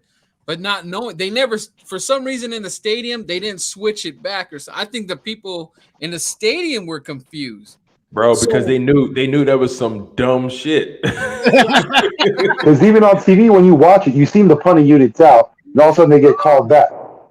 It was like, what was the point of that? The refs even were like, yeah, sorry about that. We thought it was the 4th down. You know, we even asked him too, like, you sure you want to do that? And he was just like, yeah. I was like, all right. Yeah, and then he doubled down on it afterwards. He said he would do it again. That's the part that rubs me the wrong way. And that's a problem for me. Right. Yes. He's not learning. Hard-headed. Acknowledge a fuck up. Italian stubborn. I know what that is. I got it in me too. Italian stubborn. I got it in me. It's okay to be wrong, and that's one of the things. Like even when we said like in the press conference, when he goes on these diatribes and he keeps on talking, it's like you don't have to be the smartest guy in the room. Again, you can just cut it short to a couple of words, one sentence, and that's it. Yeah, he's trying too hard. He's trying too hard to win the city over, and it's like, bro, you win us over by winning. I don't care if you talk well, or I don't care if you're clever. I don't care about none of that crap. You win me over by winning. You win me over by establishing an identity. And like Birdman said, it's not the fact that we're losing; it's how we're losing. It's the fact that we beat ourselves more than teams have beat us this season. That's my firm belief. Yeah. Yeah. And to me, and it goes. You've seen it. We win games when we run the ball, when the offense is balanced. We lose when we have Jalen in the shotgun throwing it, 30 plus times a game. That's not how it's going to work for this team right now. We have to keep running the ball, even if we're only getting 2 or 3 yards in a cloud of dust. I don't care. You have to keep at it. Keep at it. Even, like Mike said earlier, even if you're down 14 points, unless it's in the 4th quarter, you got to keep running the ball. You just have to.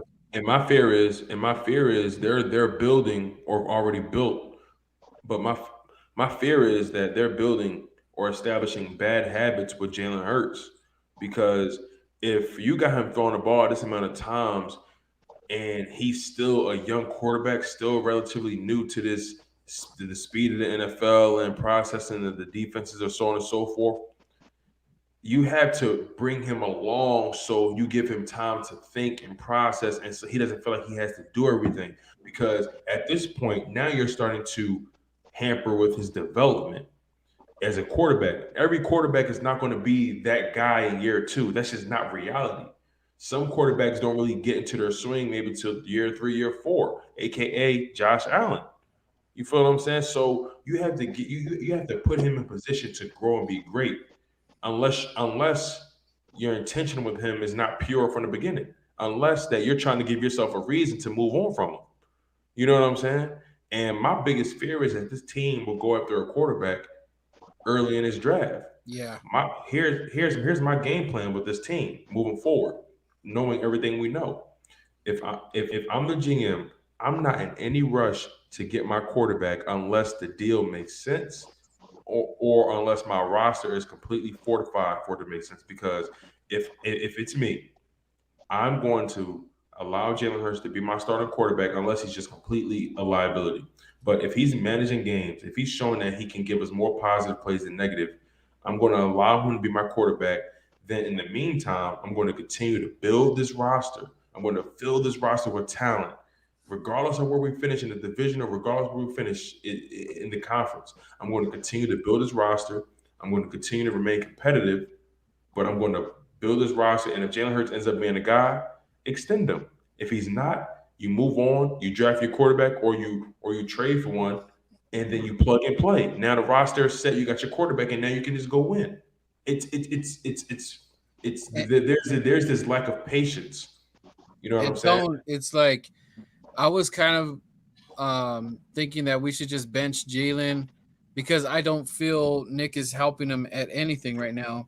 And then we could have figured out with what we can do with Minshew if he's, what the better arm, whatever it is, whatever. I don't care at this point. And then you could kind of still ride that ship a little. If Gardner is a little bit better than Jalen when it comes to accuracy and all that stuff and all that, it is what it is at this point. We could ride the ship a little bit, but if we continue to put Jalen out there and he keeps struggling with Nick, then I already feel that Howie has made up his mind and is going to go all in on a quarterback, and we're going to lose our draft capital, and that's the fear I have. And then this quarterback class is not good. This is not. The only if we bench Jalen, then it's a lock. We're going to get a quarterback.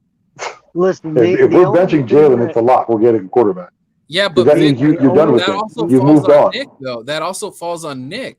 It does, but again, what that indicates is you're done with Jalen. You're going to move on and you're going to get another quarterback.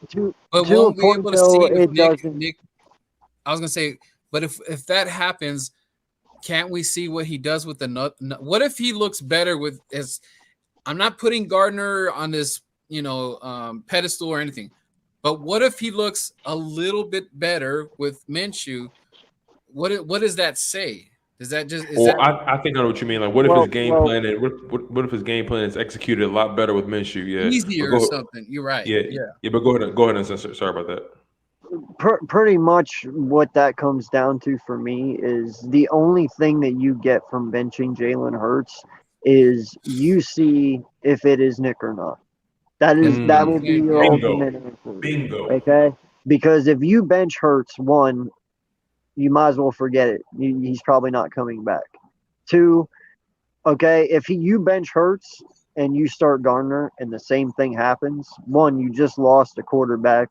The patience wasn't there. It's gone already. So the trust is blown. And then you lost Gardner as well because he cannot take care of the offense. So you're going to have to go quarterback because now you just have two quarterbacks. One's pissed off and doesn't want to play anymore. And the other one, well, you just figured it out. Or like you said, you find out it's actually Nick's the issue.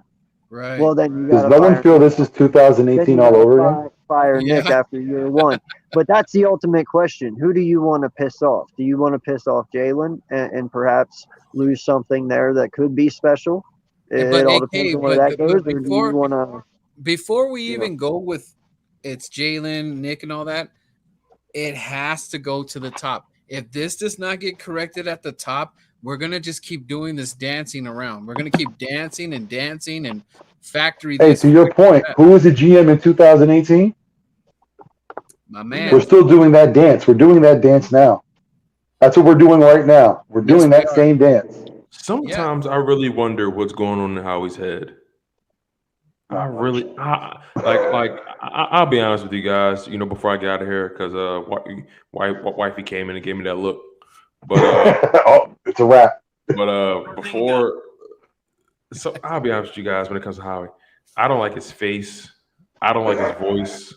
Oh, tell him. He has that weasel like you feel that from him. I call him Smithers. That leech. Hey. If you see my post, he's like that dude from Lord of the Rings. He said Smithers. It's Mr. Burns and Smithers, the show. But you know what I didn't like, man? I didn't like when Deuce Staley went on the field and how he was like, "Oh, give me a hug, Deuce." I was like, "No." I'm not gonna lie. He's the fakest motherfucker. Man, that was cringy. I cringed when I seen him when Howie's right there, like, "Come here, give your boy a hug one time." Like, man, stop that shit, man. Because before this game, before we beat Detroit, I was already feeling. I said, "Hey, man, I think we made a mistake by not having Deuce as the head coach because we knew damn well he already knows the city, he knows the fan, he knows that we're going to run the ball, and I think he might have been a little bit better than with Jalen Hurts than what Yo, and Nick Birdman, Sirianni is doing." Dude, he could even devise a good running Birdman, game against us. look, here's the thing. Here's the kicker about that. If he would have went with Deuce, it would have been a more natural pivot. If let's just say Deuce didn't work out, it wouldn't be as It wouldn't it hurt. it wouldn't be as catastrophic as you bringing in this entire new guys, entire Yep. new staff, and it not working. By you transitioning to Deuce, you can you still have that look of the old regime, but at the same time, there's not an overcommitment. Like you don't have to be totally bought in to that situation because again, he was already on the team. He knows he already was on the staff, so it can appear to be a natural pivot, almost like an interim head coach coming in, and then you find out, okay, like we Right. need actually You we look need at that. But the thing I would be afraid of, but if Deuce would be the coach, who would have been his staff? yeah, Because again, it but goes by a lot of connections it's you have not. in the NFL. That's what builds a good staff. Deuce doesn't have those connections, so I don't think It's that not staff would have been even up to that, par. man. It's not even that. It's much Yeah, but simpler Vic, than this staff ain't even up to par. yeah, Hey, but but it's this, much hey, well, simpler than that, my guy. It's simple. Deuce is literally a but fucking dude, coach. that's the thing I said before. Deuce is a fan favorite because of the player. We don't separate the player and the coach. That's one thing we don't do. We don't separate that. Deuce the coach is something totally different as Deuce the player. I don't see Deuce the coach as highly as I see Deuce the player. Deuce the coach is still going through things. Deuce the coach still needs to learn because again, like I just said, he didn't devise a good running plan against us. So if he can't even do what he's charged to do, how do I expect him to do even better with a higher position? No, and I get that, man. But that it's plain and simple, though. He's just not that coach that's going to take shit. Yeah, but he was You just a know, fan I favorite. I mean think that's all it that's was. plain and simple why I he did mean, not get the job. Deuce is yeah, not that's one really of why. those guys That's you're going to exactly walk why he up didn't get to the and job. tell him exactly what he's going to do, and he's going to turn around and say, "Fuck you, I'm going to run it my way." Like that's why I'm here, and they knew that, and they know how Deuce is. I That's also why think he that's didn't why get the Josh job. McDaniel didn't get a job either, because Josh Yeah, McDaniel he's a vocal guy. he's You know not what a I'm toy. saying? I think Nobody he's waiting for that they New England don't job to want to open work up. with He's Howie waiting Of for course he Bill Roseman. to is. be done and he takes over. Yeah, Nobody wants to work with Howie Roseman. It's That already that's out that's the there. bottom line. It's Yeah. already yeah. out there. Like the Listen, enemy ain't the coming over league here. knows the league knows about And this man. that They and know. that's where Jeffrey Lurie should be concerned. The fact that when it affects business, when people don't want to come to Philadelphia because of Howie, that's when you need to decide to make a move. Free Because now agents he's don't even hindering like this coming team from here. going forward. Team like free agents like we're not even a destination players think about in trades or even free agency, like, because they know that. Think about it like this, man. Howie is the type of GM to pull a guy so he doesn't get his incentives in his contract. Like he's that kind Joe of Banner guy. Jr. Like no lie, man. There's one way to do it, but no one will ever agree to do it, and you'll never get anyone to agree to do it. But the only way to get Howie gone, especially if he doesn't get gone on his own terms, you got to affect the man's wallet. I think you No got to give him lie. a better That position. that is exactly. Listen, there's one thing I know. Okay, yeah, Jeffrey Lurie loves this team, but he loves his money more. You know, you pick it 2 weeks, don't buy anything Eagles, don't go to a fucking game, have literally empty seats for 2 weeks, and we're all making the statement it's because Howie's still here. He'll get fucking fired because Uncensored. he Are you won't be suggesting a making money. boycott? Fuck yeah. Well, If he would, fuck yeah. Because listen, what more would it hurt? And like I said, you never get everyone to agree on it. But the fact is, though, that's the only way that it would possibly happen. You can sit here and cheer all you want, fire Howie. He's still fucking making money. He don't give a fuck. You're filling his wallet. If you're not filling his wallet, then he's pissed. but So how do you get him? ticket I can't prices see are going down. Eagles fan boycotting That's anything. what I'm saying. We'll You buy never tickets get at anyone at to our agree lowest. to Yeah, it. but But no, that's the thing. You never get anyone to agree to it. But here's the thing: if you want it bad enough, stop bitching about it and do something about it. And Sure. AK, check this out. When like Philly Foothills was over there in Philly, and we're getting other opposing teams not taking over the stadium, but they're showing up more now, man. And I'm not Nah, used San to hearing Francisco that took or over. seeing that. I'm not gonna So lie, Those yo. fans took Like, over. Jeffrey, I didn't like that San Fran situation Yeah, because San Fran took over. They went to the Rocky statue. the last time a team came in our city and tried to mess with our Rocky statue, we smacked them in the NFC Championship. this year, So no. that doesn't sit right with me. I'll be honest, man. There's something missing in this Eagles team. Like there's not enough grit, not enough. These guys don't seem. Vocal leaders. Where's our vocal leaders at? I don't want to say Brian Dawkins because like right now it's becoming cliche. One of But them's that on heart, that's what we need. Heart like Dawkins that came out. That would come up to the team and yell at you and tell you what you did wrong. And you couldn't say anything because you respect that man. You understand when he's telling you something and he's that passionate, I fucked up. I need to do better. That's what we need on the team. We should have never got rid of Michael Jenkins. Facts. Major facts. You don't get rid of someone like that who's a Swiss Army knife on defense, and he is literally the pulse of your defense. Who got rid of Malcolm? Bro, Malcolm made it clear who got rid of him. He made it clear that he didn't say no names, but we knew who it was. He said I felt disrespected for all I did for this city, all I did for this. Mr. Howie I felt Roseman. disrespected. Howie Roseman again screwed it up again. Yeah. Big time, man. But look, fellas, I'm about to get out of here. I appreciate y'all. I'm gonna catch up with you guys another time, man. We all gotta connect again. Y'all already know. Thank you for coming through, man. I appreciate it, man. Thank you so much. Like I said, I'll be in contact. I'll send you a link for Sunday for the post game. For sure, man. Just again, send me the link and we can kick it for sure. Yeah, man. All right, appreciate you coming through, my guy. Have a good one. One love. All right, so much love. Yeah, man. Man, look at you getting all the guests on your show, huh, guys? Yeah, I dropped a link to. I even dropped it to Fresh, to LB, to Philly 500. See if if any of them had some time to come on, possibly. I know it was kind of late notice. I even dropped it to King, to King Kincaid. I just noted that. What does it say? Wagyu? What does it say? Wagyu something? Wagyu Productions, baby. Wagyu. Yeah. Like my man AK says, if you like the Wagyu, subscribe too. Is that the Taco Bell bell? That's awesome. Taco Bell. Brought to you by Taco Bell. Steel base, we'll sell you Wagyu meat in your tacos. The Wagyu taco. Dude, I still, you know what? Ever since you guys said that story, dude, I've been getting like, I think my phone's listening to me. I've been getting these little recipes showing like get a Wagyu. I'm like, what the? How do they know I said something about Wagyu, man? My damn phone's listening to me, man. That is so creepy. Yeah, I was in Vegas and I seen like a Wagyu plate. I was like, are you kidding me? I can't even. I said Wagyu one time, and now the phone's telling me go get some dinner with some Wagyu. Go get you some Wagyu steak. Hey, you guys seen that Squid Game on Netflix? Not yet. No, but my oldest was telling me about it. What do you think? I think it's a trip. I would take a look. It's something different. But it's cool. I just finished the series, so I would recommend it. It's a trip. Looking pretty at violent. it.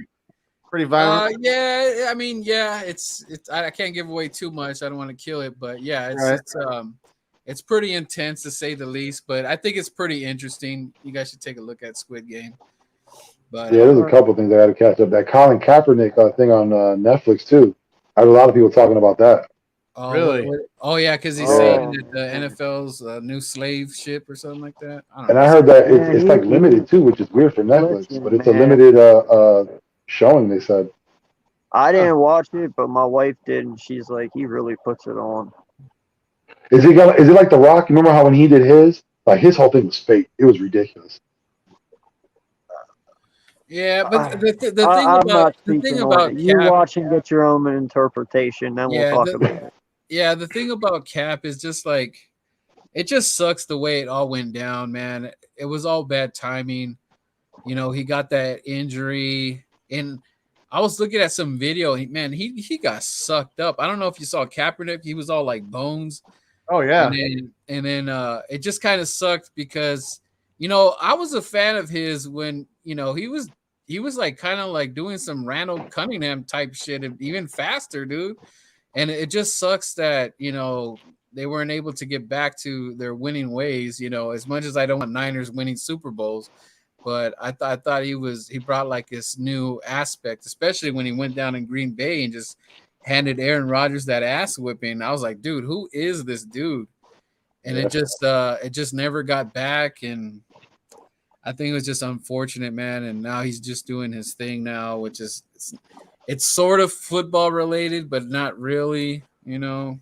But It's just sad that a lot of people's anger and their hate for whatever the reason that they had, they just focused it on him for no reason.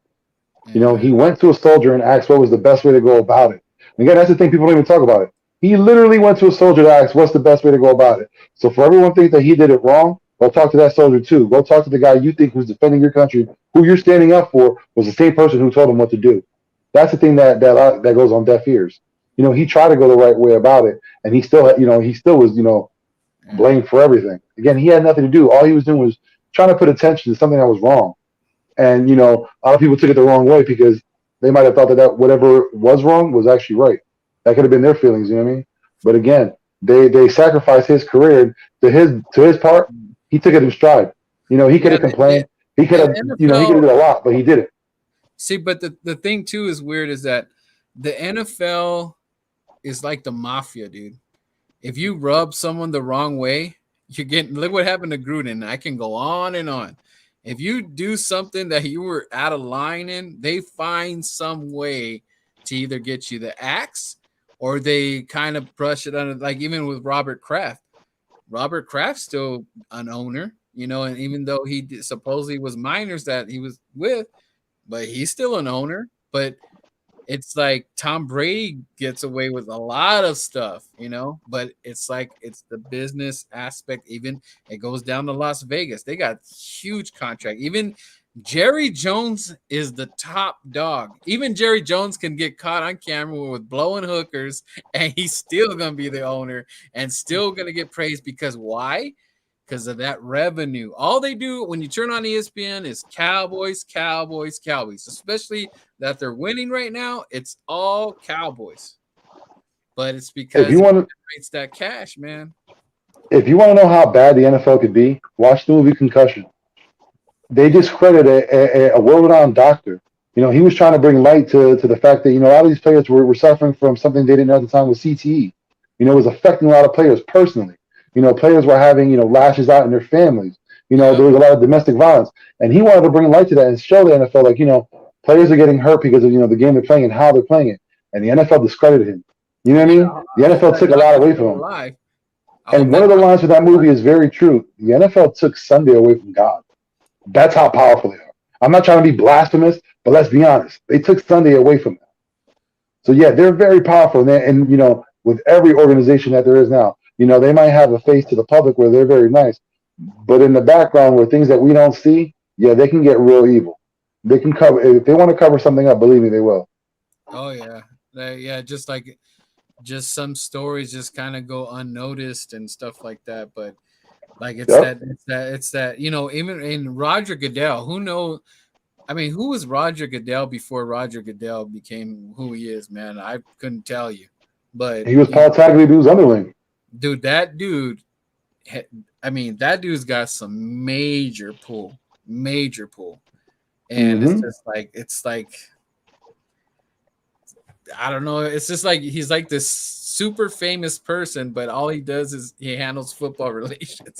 It's like the weirdest thing that we pay this man all that money to do what really? I mean, what does he really do? I don't. Well, the owners love him because of like we were talking about earlier. These TV deals are going to come through. That's all. That's all because of Roger Goodell. Right. So again, the reason why he's in the position he is in is he constantly makes the owners money, and they love that. Said the Raiders released somebody. Yeah, the Raiders are going to be stuck. I don't know what they're going to do, if they're going to start Zay Jones or not, but yeah, they're stuck. Do you guys think the Raiders might go after Deshaun?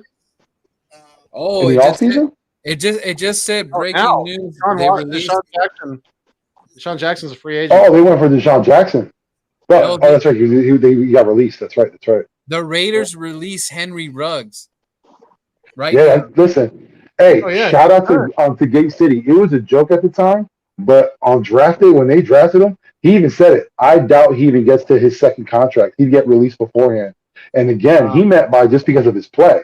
I don't think he meant this would happen, but shout out to Gate City. He's a prognosticator on that one. Right? Yeah, shout out to I don't know if you guys know who the Spotlight what is it, the Spotlight Raiders Talk? You guys know who that is? Yeah. Yeah. Like him.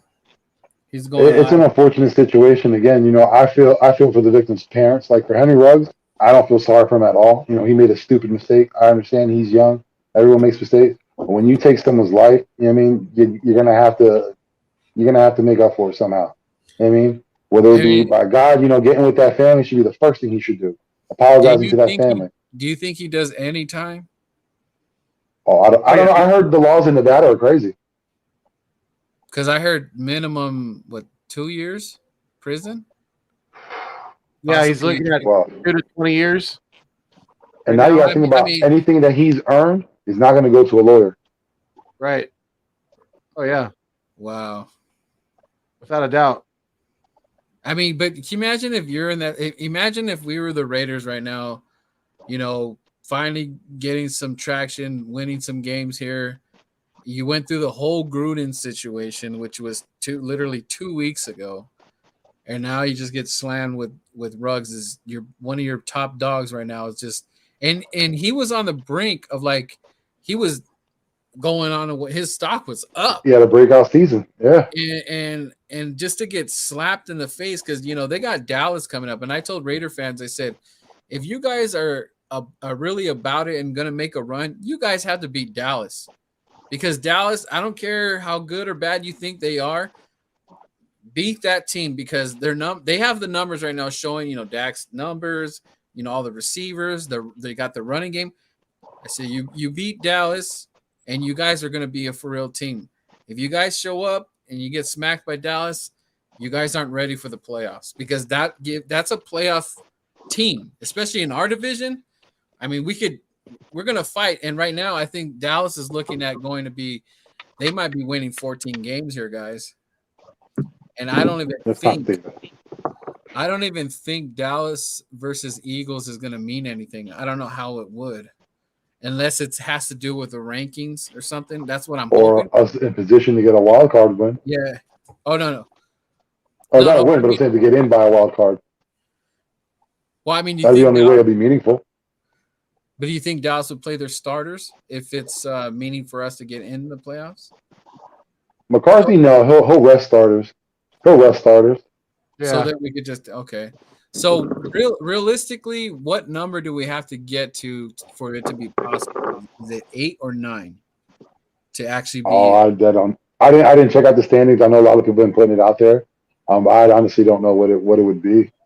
I don't know if 7 gets us in unless the other teams start playing really bad. But I'd say 9. 9? I would say 9 too. Yeah. 9. Okay. All right. And you know what? And it is possible. So if Dallas is already set in stone, then that's already a win right there. But again, you never know because there's been teams that they had hot starts, 5-0, 6-0, and they let it go to shambles. You never know. We can't say anything's a definite at all, especially with the NFL. Nothing's a definite. You mean as far as them getting in the playoffs or their record? Yeah, because you never know. Again, with the Dak injury, I know it's not nothing serious, but you never know what can come out of it. If their play is poor, they get a little too ahead of themselves. Their defense is playing great, but if they make one too many mistakes or an injury comes around, it changes the whole season. And it may not be something serious right now with Dak, but what kept him out of this last game was a calf injury. Sometimes calf injuries, if you push it too hard, I'm not wishing this on anybody, but those can lead to tearing an Achilles. Exactly. So if something like that was to happen, Cooper Rush ain't going to be able to finish out the season for the Cowboys in any kind of solid fashion. No, they'll be able to barely, tread water at that Well, point. we're at the midpoint of the season right now, so a lot can still happen. Had this been the last quarter going into it, I'm like, yeah, it's pretty much a wrap. But again, we still got a lot of football in front of us. They're 6-1 right now, Dallas. Right. So they lose 3 games, we win 3 games, we're back in it. I like where Vic's going with this. Yeah, Again, like I said, these next 3 games, at first I thought this was something that, we might possibly lose all of them. But again, because of each team and their situation that they're in, hey, it looks better for us. So Dallas got Denver next, and Denver's in a world of hurt, in my opinion. So I think even if Denver's at home, play, I just think that team as a whole, the loss of Miller, I think that's going to affect them. That's their guy. Yeah. They have Atlanta, and depending. Wait, Matt Ryan, he got injured, right? Do you know how long he's out for? I don't think it was that bad though, because they stitched him up right on the sideline and he kept them playing. Oh, yeah. Okay, cool. Yeah, it looked bad. It looks way worse than what it actually was. The Saints are going to roll with Taysom Hill at quarterback. Really? I honestly thought they were going to make a play out of quarterback. They really are. I thought they were going to make a play. You know what? I even thought it could have been Rodgers. If they really wanted, they could have went after Rodgers. Jameis tore his ACL, so he's out for the year.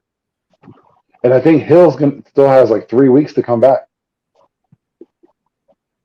Well, the Saints did beat Tampa, so if that Saints team shows up, they could beat Dallas if they play like that. Serious. Their defenses need to step it up. That's what needs to happen. It is in New Orleans. And the rushing attack of Alvin Kamara and Mark Ingram, that's going to have to step up too. Even though Kamara's up to par, but Mark Ingram, he hasn't had the past 2 seasons weren't that good for him. Is he the same Mark Ingram, or is he his older self? Yeah. So the toughest teams I think they're facing is Arizona. I'll say Raiders. The Raiders are looking pretty good, even though the Rugs. Kansas City and New Orleans are probably their toughest matches, I think. There's a lot of teams there's a lot of issues, even with the top teams. Right now, what is it? Buffalo is the only team that I can say that's a dominant team that has no issues. Everyone else, they're going through problems. Yeah, even Green Bay. We thought San Diego was, a formidable team, that they didn't have any issues, running the ball. They're in shambles right now. If they lose against us, it's going to be really bad for them. Yeah. Oh, yeah. But, I mean, we haven't – San Diego's going to be an actual victory, a victory against a quality opponent for the first time this year, because all our victories have been against subpar teams, Atlanta, Carolina, and now Detroit. We have to be able to step up and beat somebody of, that sniffing playoff caliber type of team. And if we get a first home win this weekend, it's gonna open my eyes a little bit. It's gonna get us that much closer to 500. We'll be 1 game away, and we'll have Denver the following week. So things will be looking real good. Yeah, and I don't want to poo-poo on the Chargers. I still think they beat the Raiders pretty handedly. So I think that this is going to be something great for Nick to put his head up. Lift his head up a little bit, because everything's been pretty much doom and gloom. Except for like the Atlanta game and Detroit. And I want to see Gannon also just kind of. I bet Miles Sanders is just pissed off right now, though. He's seen the Detroit game, and he's seen us just running the ball like crazy. I mean, he's like, really? Now that I'm out, you're running the ball. Like, you could have been doing this all season long. At least. Well, he texted the coach saying he was excited. He was amped that they ran the ball so much. He texted that. When Miles does come back, it has to be Howard and him, man. I'm no shot at KG or Boston. It has to be those two, man. It has to be. I know a lot of people are high on Gainwell, but I'm taking him a step back with him. I like Scott. I like Howard, and when Sanders comes in, I think you focus on those 3. Yes. Gainwell's a rookie. You don't need to put him in the spotlight right now. We've seen he can't Right. handle it. He's good at receiving, but running the ball, he's not there yet. So I don't think Yeah. we need to force it on him.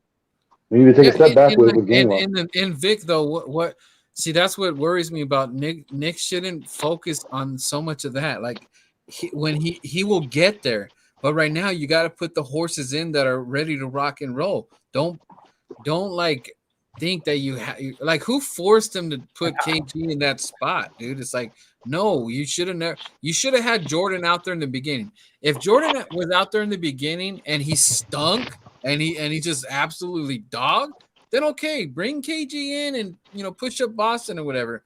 But right now it's like you're wasting valuable time with Jordan Howard and you waited till the 8th week. Okay, he's got fresh legs. He's got fresh legs.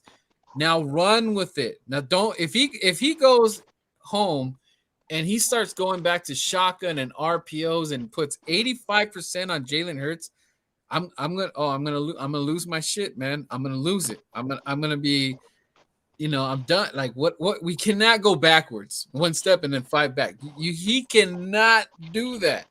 He just can't.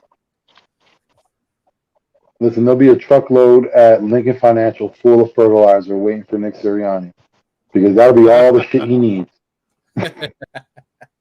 Load it up, right? Yep. Call in the And truck. they got to, the Eagles can't let Joey Bosa be a game changer this weekend. We have to slide protection to double team him if we need to, get the ball out of Jalen's hands quickly if we need to, whatever we need to do to run the ball. That's going to nullify a pass rush too. All those things combined can really eliminate him because he's he's obviously their best player on defense by far. And if we can neutralize him, that's gonna fare very well for us in the long run this coming Sunday. I mean, yeah. Nick has Nick. Go ahead, Vic. No, I was gonna say, and one other person we have to focus on, and he doesn't get mentioned that much because he hasn't been playing that well. But Jared Cook, we have a weakness for tight ends, and with our soft line, our linebackers, he could have a field day, and that's someone we need to focus on. And Detroit doesn't have any wide receivers. Their leading receiver was their tight end this past weekend, and Hawkinson's he's no game changer or anything like that, but we're obviously going to get tested a lot more on the outside this weekend with going against Keenan Allen and Mike Williams. And like you said, Jared Cook in the middle. Yeah, they have a lot more weapons on offense. So the defense is going to have to bring their A game again. And before this Detroit game, I was like, I don't know if we're ever going to even win. I thought the way we were looking at, I thought Detroit was just going to steamroll us and just kick our ass because we're like a dead dog right now.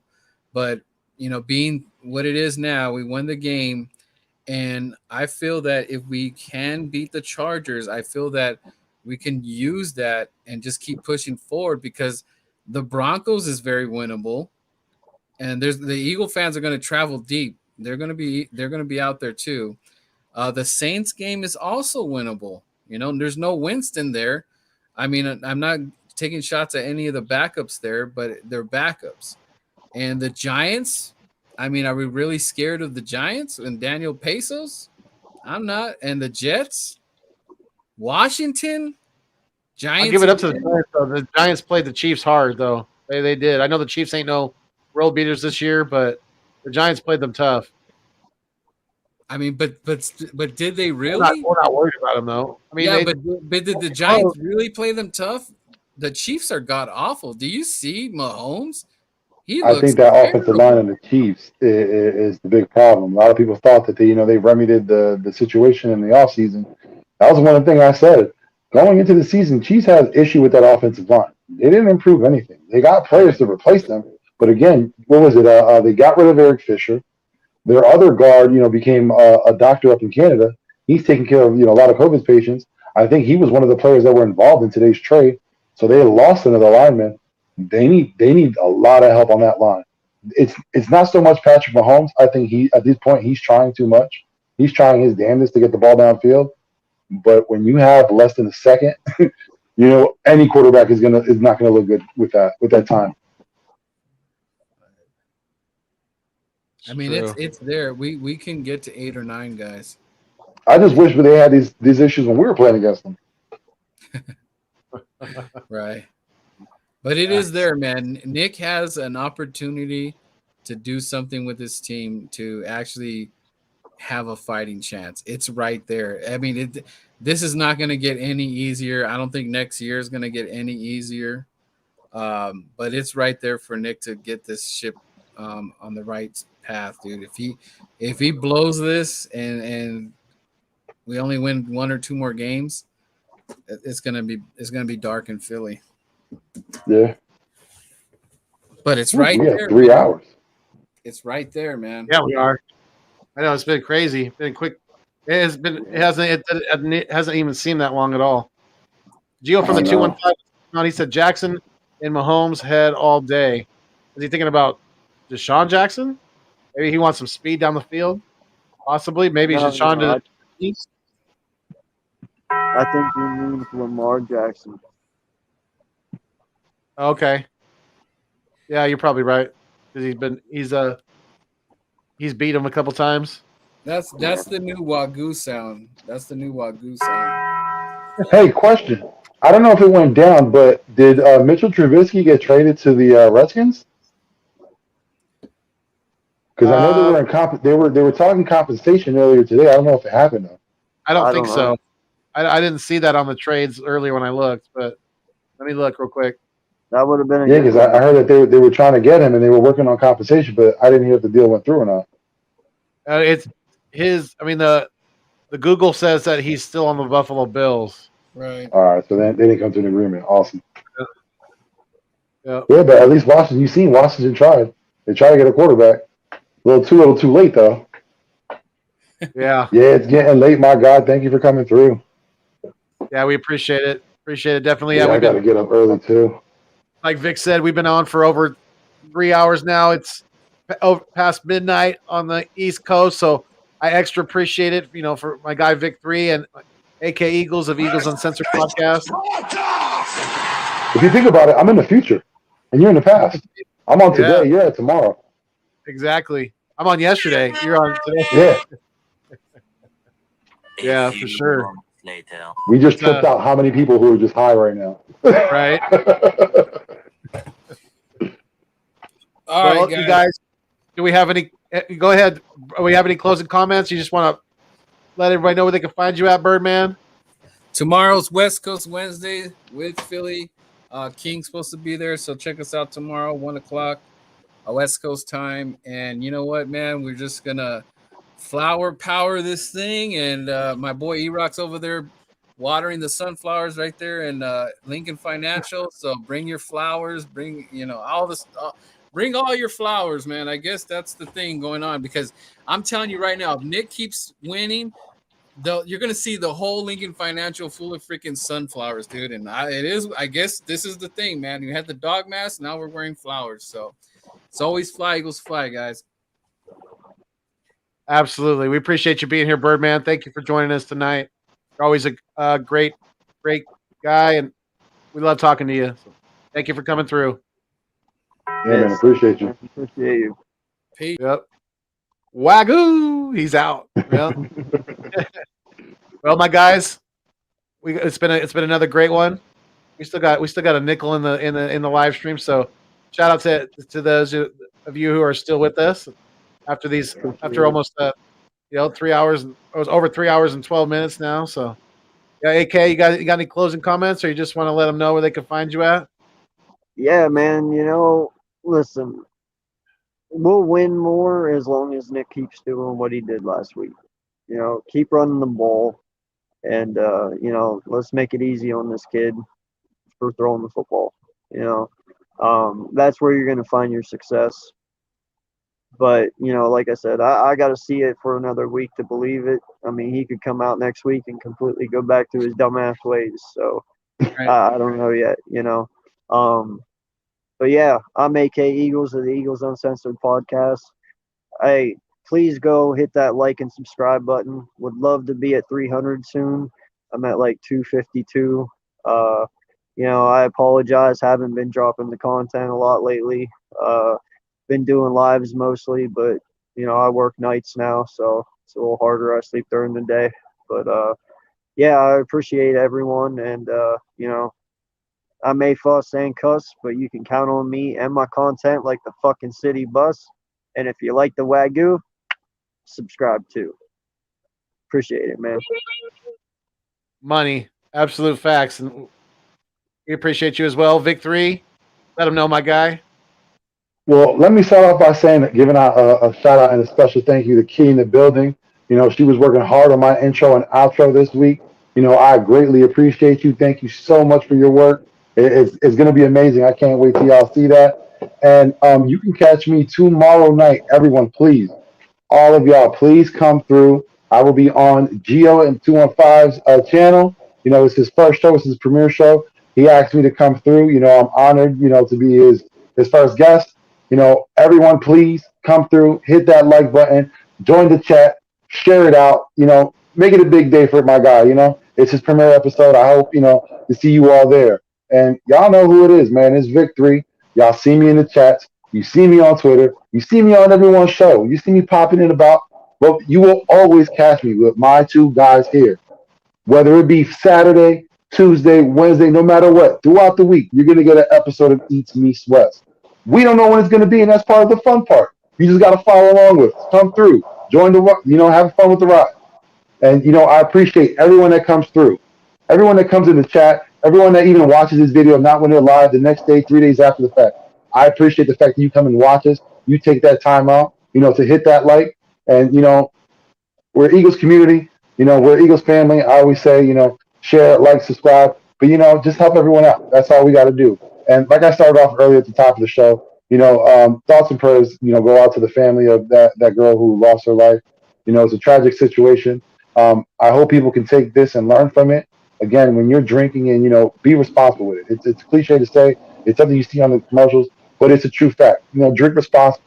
Handle your liquor. Understand that if you're feeling buzzed, you don't need to drive home because you're not in a position to drive home. And when you are driving, everyone else who's out on the road, everyone who's out there, you hold their lives in your hand. So think about it next time. Have a good night, everyone. Major facts, Vic. Major facts, and well said, definitely.